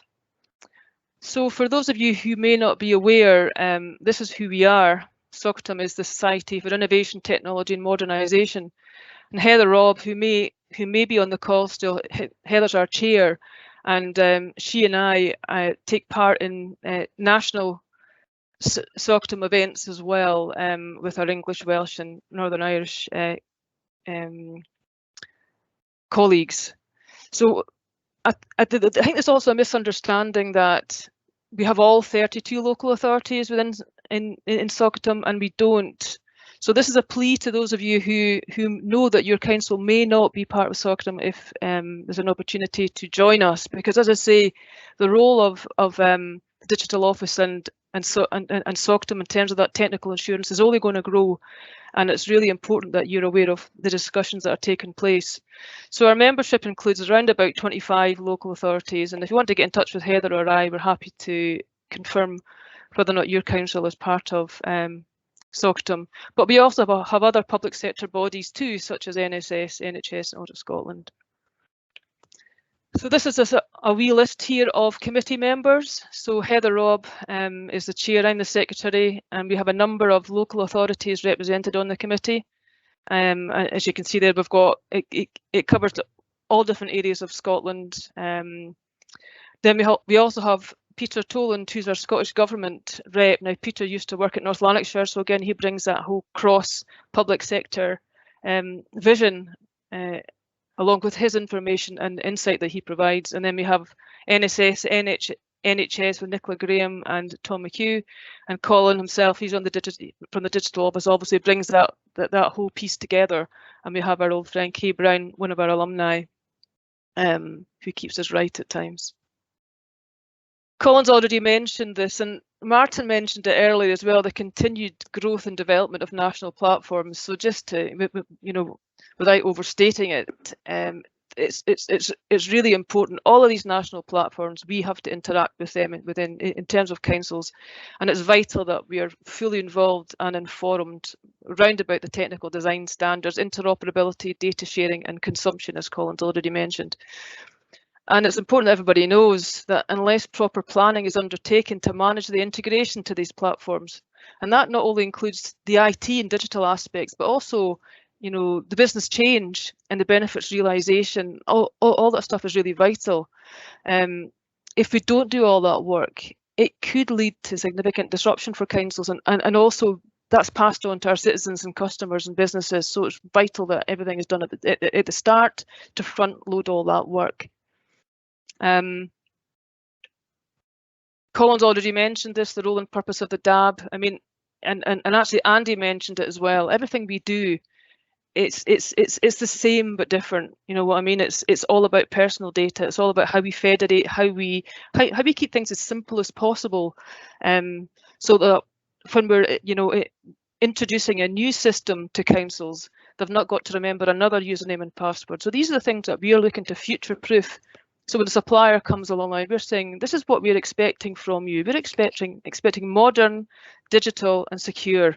We don't want to have to continue to write down username and passwords, or we don't want to make it more difficult for our staff. We want to make it as simple as possible. But our role is absolutely round about the digital leadership, technical architecture, design standards, scrutiny, and that really valuable assurance role that we play. And then just very finally, Colin's already mentioned some of these boards that we're on, and he also mentioned that we, SOCTM that is, support the Digital Office in terms of the delivery board. So our role is to sit side by side and provide support and guidance as required. So that's all I've really got to say about that. Thanks, Lynn. So, I mean, that's all we had to cover today. It's just to raise awareness of the Digital Assurance Board, if you're not aware of it, and just to highlight some of the achievements and some of the work that's underway. I think we will I was speaking to Murray recently, and we should. What we're thinking to do is maybe producing a wee report to highlight its achievements to date as well, recognising, as Lorraine said, sometimes that these sorts of things are invisible because it's operating at a sector-wide level, and we're there busy away working on everybody's behalf, but it's just not visible. So we'll look to produce a report to highlight the achievements as well. Thanks, Colin and Lynn, for that section. Good to see the two of you. Lynn, I don't think you've changed at all from that picture, to be honest, but without further ado, I'm going to go into the next section, which is kind of the national considerations and involvement. So elements of work that we're involved in across the piece that you might not necessarily see, because we're kind of that one voice, working with the Digital Assurance Board, working with Andy Grayling for cybersecurity as well, to make sure we provide that interoperability and trying to join things up at that kind of national level. So without further ado, I'm going to introduce Matthew Sweeney, Policy Manager for COSLA, which I think is going to go first, and then I'm going to hand over to the final act of this section, which will be Alistair Hodgson for Digital Health and Care. So Matthew, I don't know if you've got any slides or anything. You're just going to talk in brief? No, I don't. I'm going to wing it, Martin. I hope that's okay. That's fine. That's all right. That's fine. Good afternoon, everyone. My name is Matthew Sweeney. I'm Policy Manager in the Children and Young People team at COSLA, and I lead on our work around education and childcare. And Martin had asked me today just to give you a very brief update on where we are around the sort of digital devices for every child, and you'll be aware of some of the background to that. I know many on the call will have been at the coal face with some of the challenges that councils faced around sudden move to remote learning last year, and what work was then taking place to tackle digital exclusion for children and young people, particularly those in deprived communities. I think local government worked incredibly hard to roll out devices, both those that were already in train, specific programmes that were set up in March last year, and also the £25 million that was made available through the Scottish Government. And there was a huge amount of effort and a fairly challenging process that we went through both nationally and I'm sure locally to try and make sure that was devices were available to children and young people and they were able to take part in their learning. In this year's programme for government, the Scottish Government have committed to rolling out a device for every school-aged child in Scotland. COSLA, working with both Solace and the Digital Office, have held another early discussions with the Scottish Government to understand how they envision the delivery of this commitment. But I'll be honest, at this stage, there are a lot more questions than answers. I think what we've been really trying to push is learning the lessons from last year, and actually that we need sort of the time and space for local government to be able to roll out devices that need to be part of the local government to shape things to meet local learning strategies and also local infrastructure needs. And what I think is learning from the really harsh timescales they set themselves last time, the Scottish Government haven't given a strict timescale so far around the delivery of this commitment, and indeed I think they're much more interested in working with us to try and understand how this will work. And indeed there's still big questions to be answered around things like replacement and ongoing maintenance. However, what we have agreed is to create a joint governance group to oversee the programme, and this will be co-chaired by the Scottish Government and COSLA and have representatives from across the local government family, including Solace, the Digital Office and ADES, representing Directors of Education. There are a number of ongoing question marks, not only around the timescales, but also the funding models and the scope of the project. The Scottish Government have been really interested, I think, in sort of looking at the connectivity infrastructure for schools as well, and looking at work that's been going on in Wales. We hope that some of this will become a bit clearer after the budget that's announced later this week. And I think what the commitment we're really keen to make is that councils will continue to sort of receive regular updates from the governance arrangements when they are put in place. As I say, it is probably a fairly high level space that we're in just now, but if there's any questions that I can answer, I'm more than happy to have a go. I think just one thing to come in the back of. So back in July, Matthew and I were approached by a Scottish Government who were thinking about the Welsh model for digital education standards, which we took to the Digital Assurance Board to get their view on things, which then went back to Scottish Government and COSLA to then help with further discussions around about further investment required across the councils for this. And certainly, again, goes back to what we said at the start of today's meeting, that we can only pick up things if we've got the right resources to support it, because we're such a small team. So collaborating with COSLA, Scottish Government, ADES, we are looking at, how do we fund to support that function, because I don't think Matthew and I want to go back to working till 3-4 a.m. on Excel spreadsheets during summer months again, because that's probably where it got more grey as well. So we are working with Scottish Government to extend that conversation, and also looking at how do we potentially get resource back for councils as well to support that. So just to say that we are kind of joined at the hip on this going forward, and we've got a joint governance group to be kicked off ASAP. So I don't know if there's any questions in relation to that from who's on at the moment. If there is anything, put it into the chat. Maybe come back to you, Matthew, if that's all right. So without further ado, I'm going to hand over to Alistair. Thank you, Martin. I do have some slides, which I think somebody else is controlling, so I'll just let them pass on. So I'm Head of Strategy Policy for Scottish Government, covering digital health and care. What I'm going to do is just a quick kind of overview of a recently published digital health and care strategy, which is co-owned with COSLA, but was also jointly developed with LGDO colleagues and a variety of you in one way, shape or form, either through forums like this or in other local government engagement piece. What I'm not going to go into is any detail of some of the stuff you've already heard of. So obviously one of our biggest programs of work that we have in local government is the Digital Telecare programme of work, which you've already heard about. That's one of our bigger programmes of work that we fund. And I think just before I joined, I think you were talking a little bit about Office 365 as well, which is one of the other kind of potential opportunities for kind of ongoing collaboration, particularly between the NHS and individual authorities. And there's a couple of parts of the country that are looking at federated access as a model for how we might be able to kind of support integrated working more broadly across the country. To all of you who did input into this strategy, we aimed to publish this last Christmas. We slightly missed our deadline on that one, but in fairness, we did have a pandemic as an excuse, and we did just about make our end of summer deadline in that we published it before the end of British summertime. But that's kind of stretching the boundaries of summer even by the civil service standards. So if you haven't had a chance to look at this, then we'll make sure that a link to the actual strategy itself is circulated after today's meeting. Next slide, please. The vision itself is not a million miles away from the work that we've been able to do over the last wee while. It's very much around using technology to improve the care and well-being of the people of Scotland, but a much stronger emphasis than we previously had on design and delivery of services with the person at the heart of it. There's nothing in here that you won't have heard before. We're very clearly positioned within the broader digital strategy for Scotland, and we're very clearly taking the principles and approaches of the broader digital strategy for Scotland and applying it across the health and care space. Next slide, please.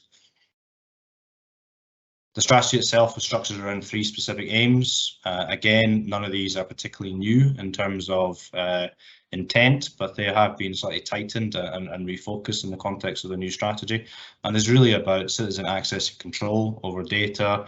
Health and care services being built around people-centred, safe, secure and ethical foundations, and that's one aspect that actually comes through a lot more in this strategy compared to the previous strategies. That's much stronger emphasis on citizen ownership and ethical use of technology.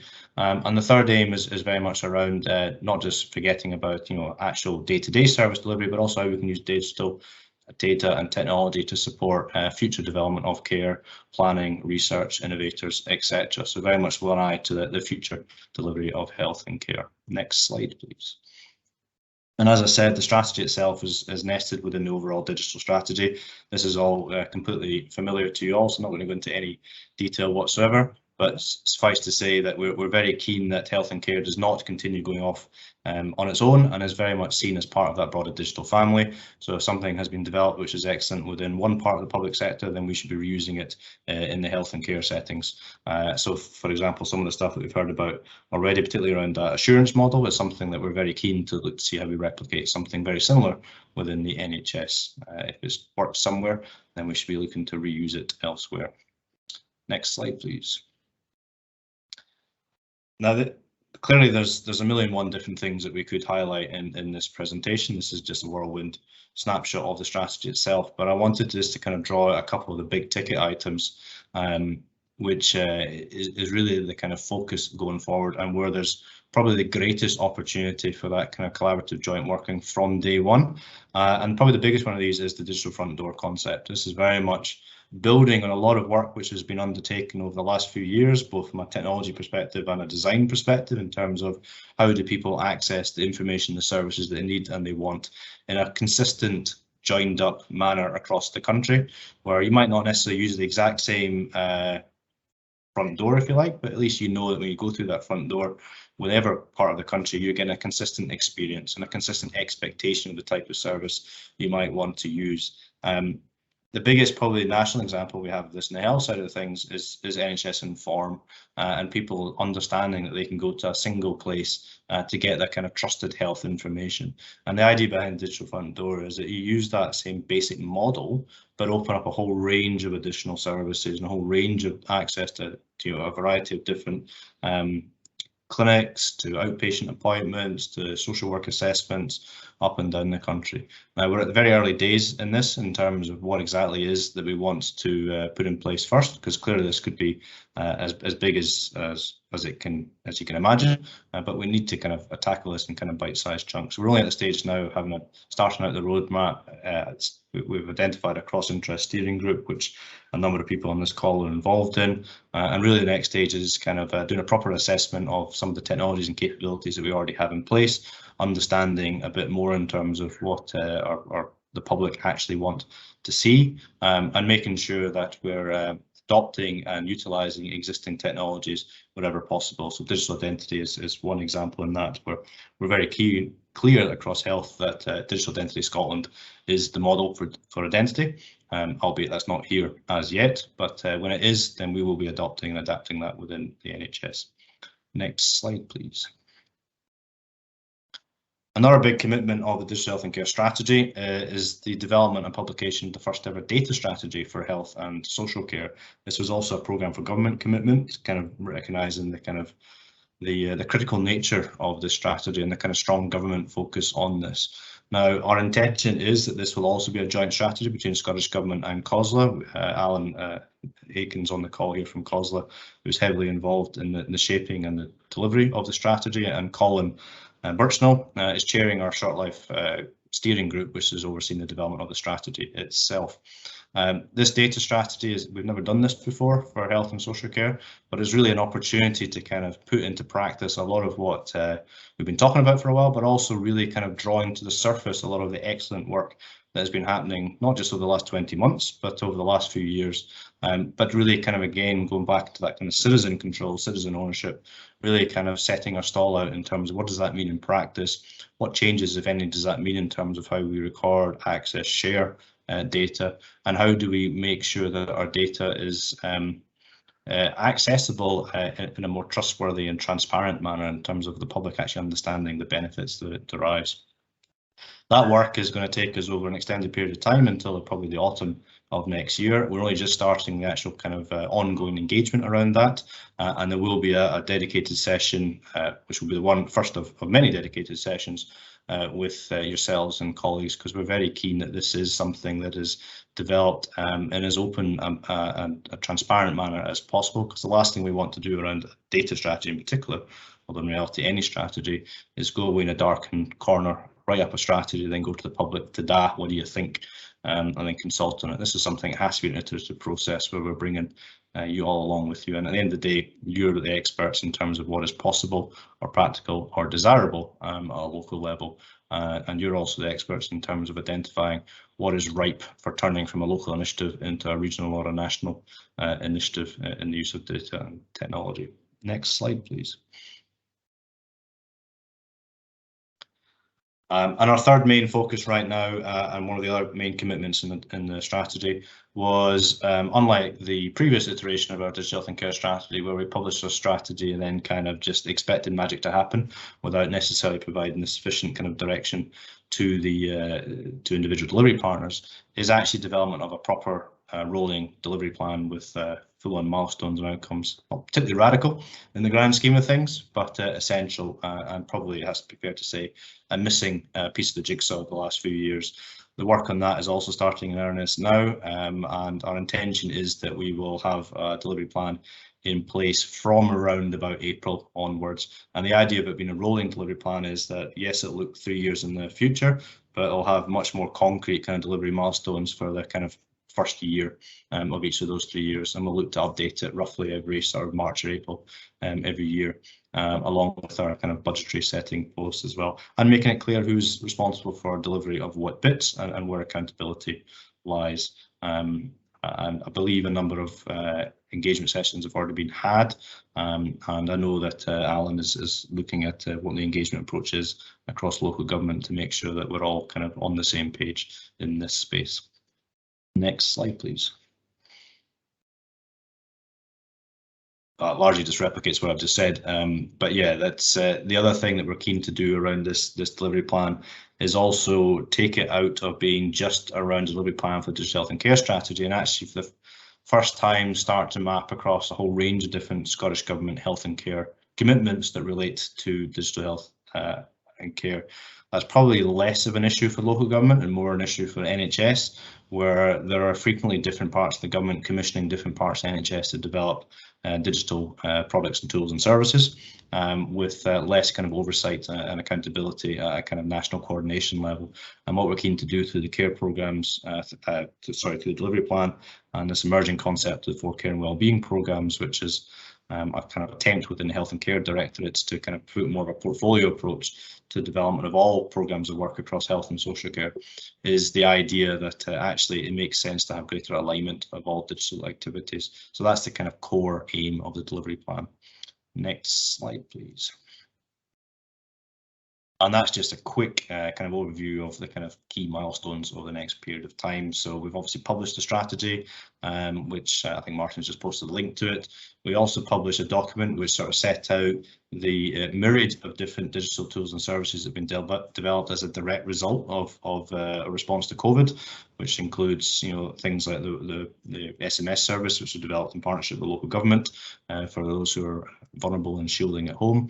And the idea behind that is to kind of highlight just the sheer volume of work that has happened in the digital space over the last period of time, but also start to identify which COVID response tools and resources might actually be adapted and turned into something that we can use in a more permanent footing for a range of other services.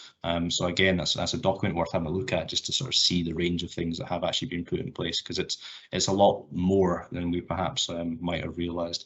And then over the next period of time, we'll obviously focus, as I say, on the data strategy, engagement around that, and a delivery plan. I think there's one more slide, or that might be the last one. Oh, that was the last one. There you go. I don't know if Alan Aiken might want to add anything else from the COSLA perspective. Yeah, I'll be very quick because I think you've covered that in a lot of depth, Alistair. All thing I was going to say is just really to reinforce some of what Alistair was saying about engagement. And if you, apologies, baby noise in the background as well, but if you are interested and haven't been sort of engaged to this point, and we're still in the process of sort of developing a lot of engagement, particularly around the data strategy, do let me know. I'm happy to pass on my contact details and get in touch. We're always looking to engage as much as we can and realise and do our best to reach out to everybody who will have an interest in this space. So just that offer there as well. Perfect, thanks. And if for those who maybe aren't fully up to speed on this agenda, it's also worth saying that as well as a strategy being joint with local government, our governance is also joint with local government as well. So Lorraine, as well as Chair of the Local Government Digital Partnership, she also co-chairs the Digital Health and Care Strategic Portfolio Board, along with Jonathan Cameron, my Director for Digital Health and Care within the Scottish Government. And that kind of joint approach to governance is reflected right the way through the tiers. Thank you all. If there's any questions for Alistair or Alan, feel free to put your hand up just now.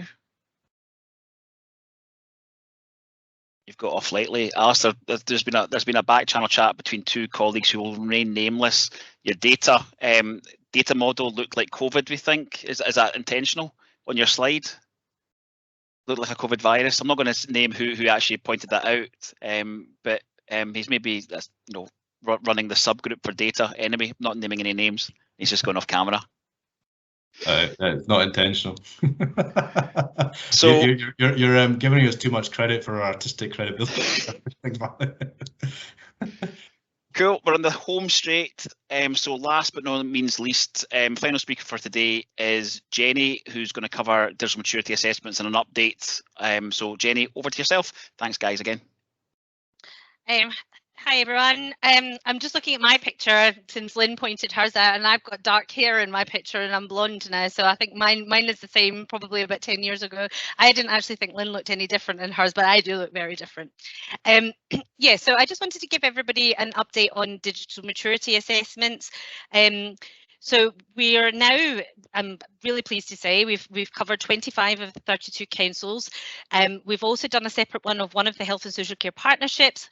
I just wanted to add that most health and social care partnerships are now included in the wider council updates. The current one that's going through the process had previously not been included in their own councils one a couple of years ago.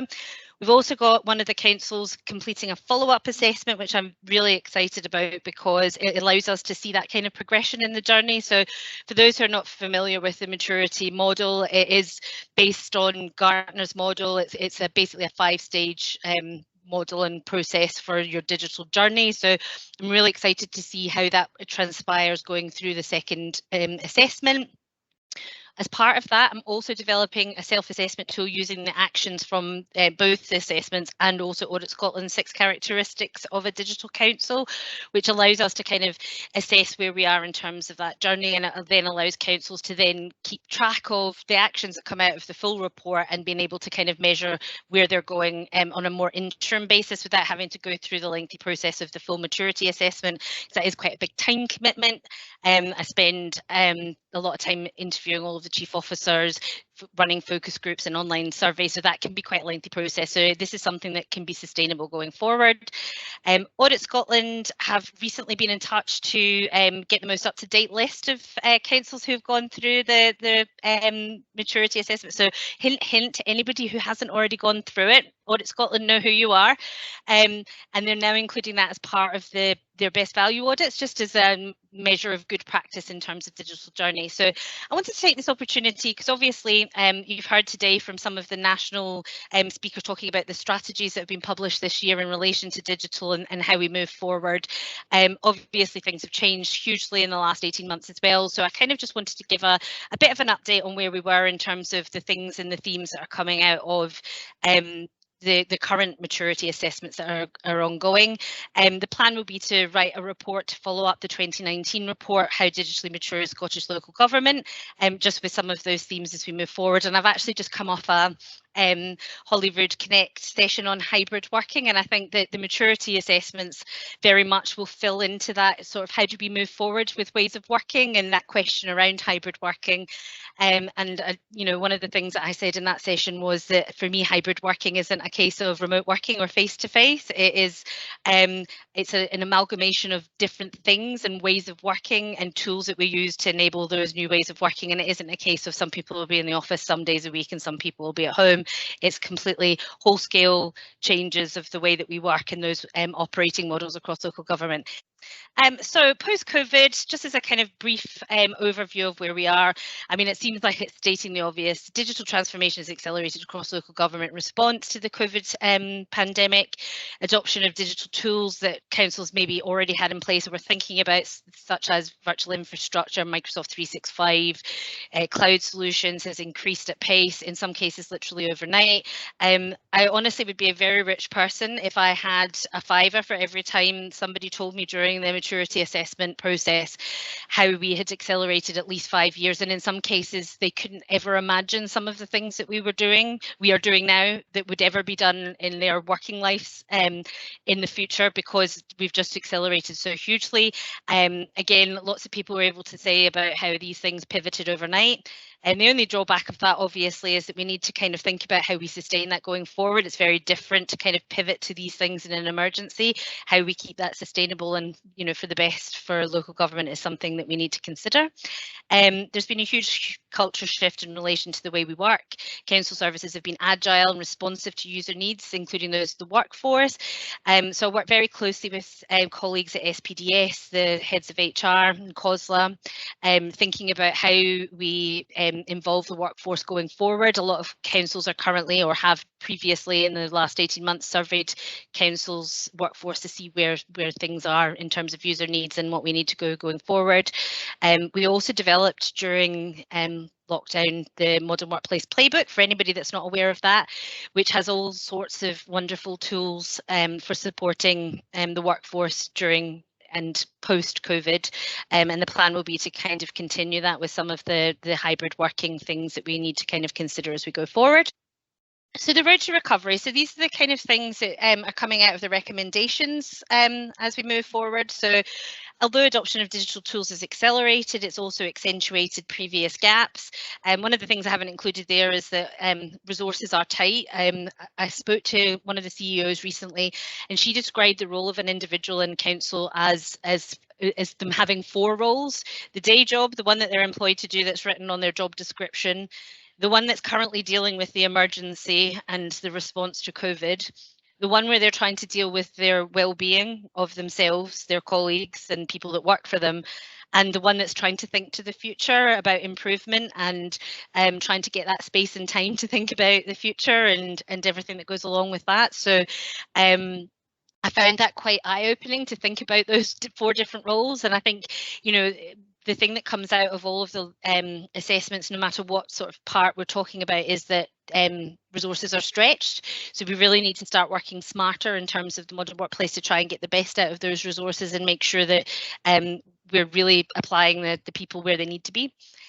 So the recommendations that come out of most of the assessments that I do is to undertake gap analysis and skills audit of the workforce. Some have done this, some have maybe done it previously and need to revisit it. And crucially, councils need to start thinking about developing a skills competency framework. So that's across all roles. So how will their roles change as we move forward? How will we make sure that there's digital skills as part of all of the roles that we're looking at? And how do we ensure that people have got a journey in relation to those competencies? And that's something that I'm working in partnership with SPDS, Aberdeen City Council and Fife at the moment.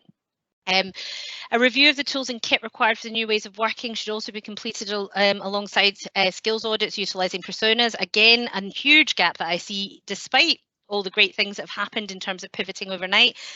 There's still lots of gaps around people having the right kit for doing their job. That could be teachers particularly, and that's not just, you know, a laptop. It's about, you know, the infrastructure connectivity that they're able to do the role that they need to do. Social workers, I'm always completely shocked by how some social workers don't have the right kit to be able to do their job as well. They're the 2 kind of main groups that come out of it. And then obviously there's the front line. So we need to start thinking about how we ensure that they have access to different things through a variety of different models.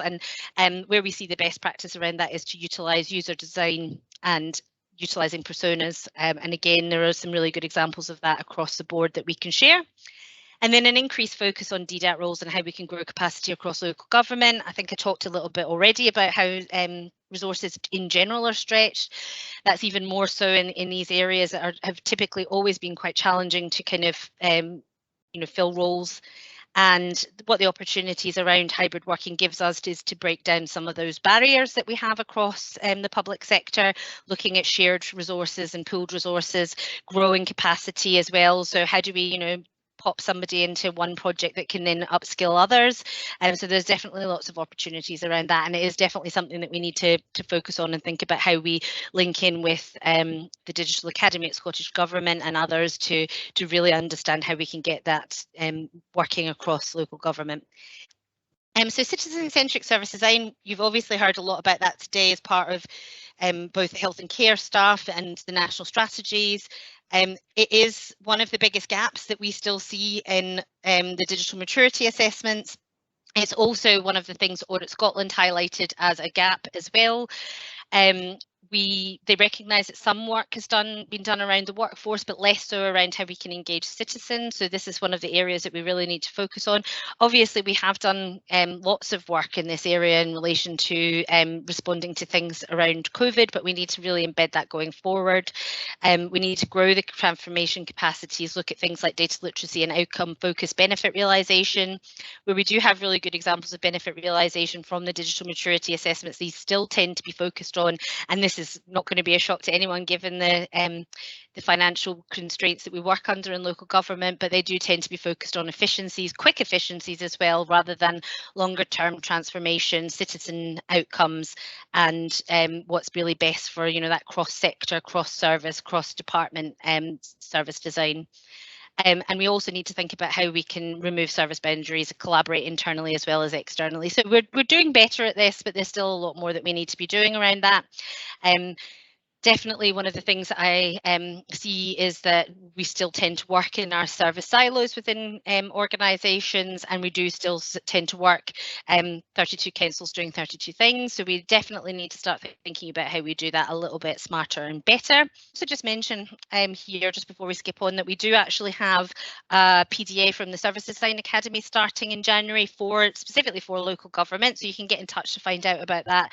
They're basically going to be providing a full PDA course for just for local government and their cohort. So if there are anybody that's interested in that, just get in touch. But that should help not only with the upskilling, training and understanding perspective, but there's also going to be a portal where they're going to share the best practice and outcomes that come out of that, so that we can then replicate that across the other local authorities as well. And again, just despite huge strides forward, innovation is still untapped potential. So one of the key things is that councils don't have space and time to learn, test new ideas and put them into practice. We still need to do a little bit of work around governance and how we can ensure that people can have a little bit of time to test things. There's some really good examples of Test for Change within health and social care partnerships. How do we get that more into wider council context? How do we make sure we're linking into CivTech innovation centres, the city region deals, those kind of things to really move innovation forward and foster that innovation culture. That's still probably an area where we need to do a little bit more as well in terms of how we can move forward and get the best out of people across local government. I think that might be me. I can't remember if there's another slide or not. That's me. Excellent. So I think the only things that I would leave with is that there are obviously the constraints that come out of the political context and the financial context, new budgets, new elections coming up. These are the kind of themes and contexts that we work in. There's lots of great practice. The plan is to share some more detail around where there's best practice around some of this stuff and also opportunities to get involved. And then some of the other key themes that are coming out of the digital maturity assessments. But I just wanted to give everybody a little update on what's coming out of the ones that have been completed over the last 18 months. And for those 7 councils that have not done it yet, to say come forward and get yourself signed up. Thank you.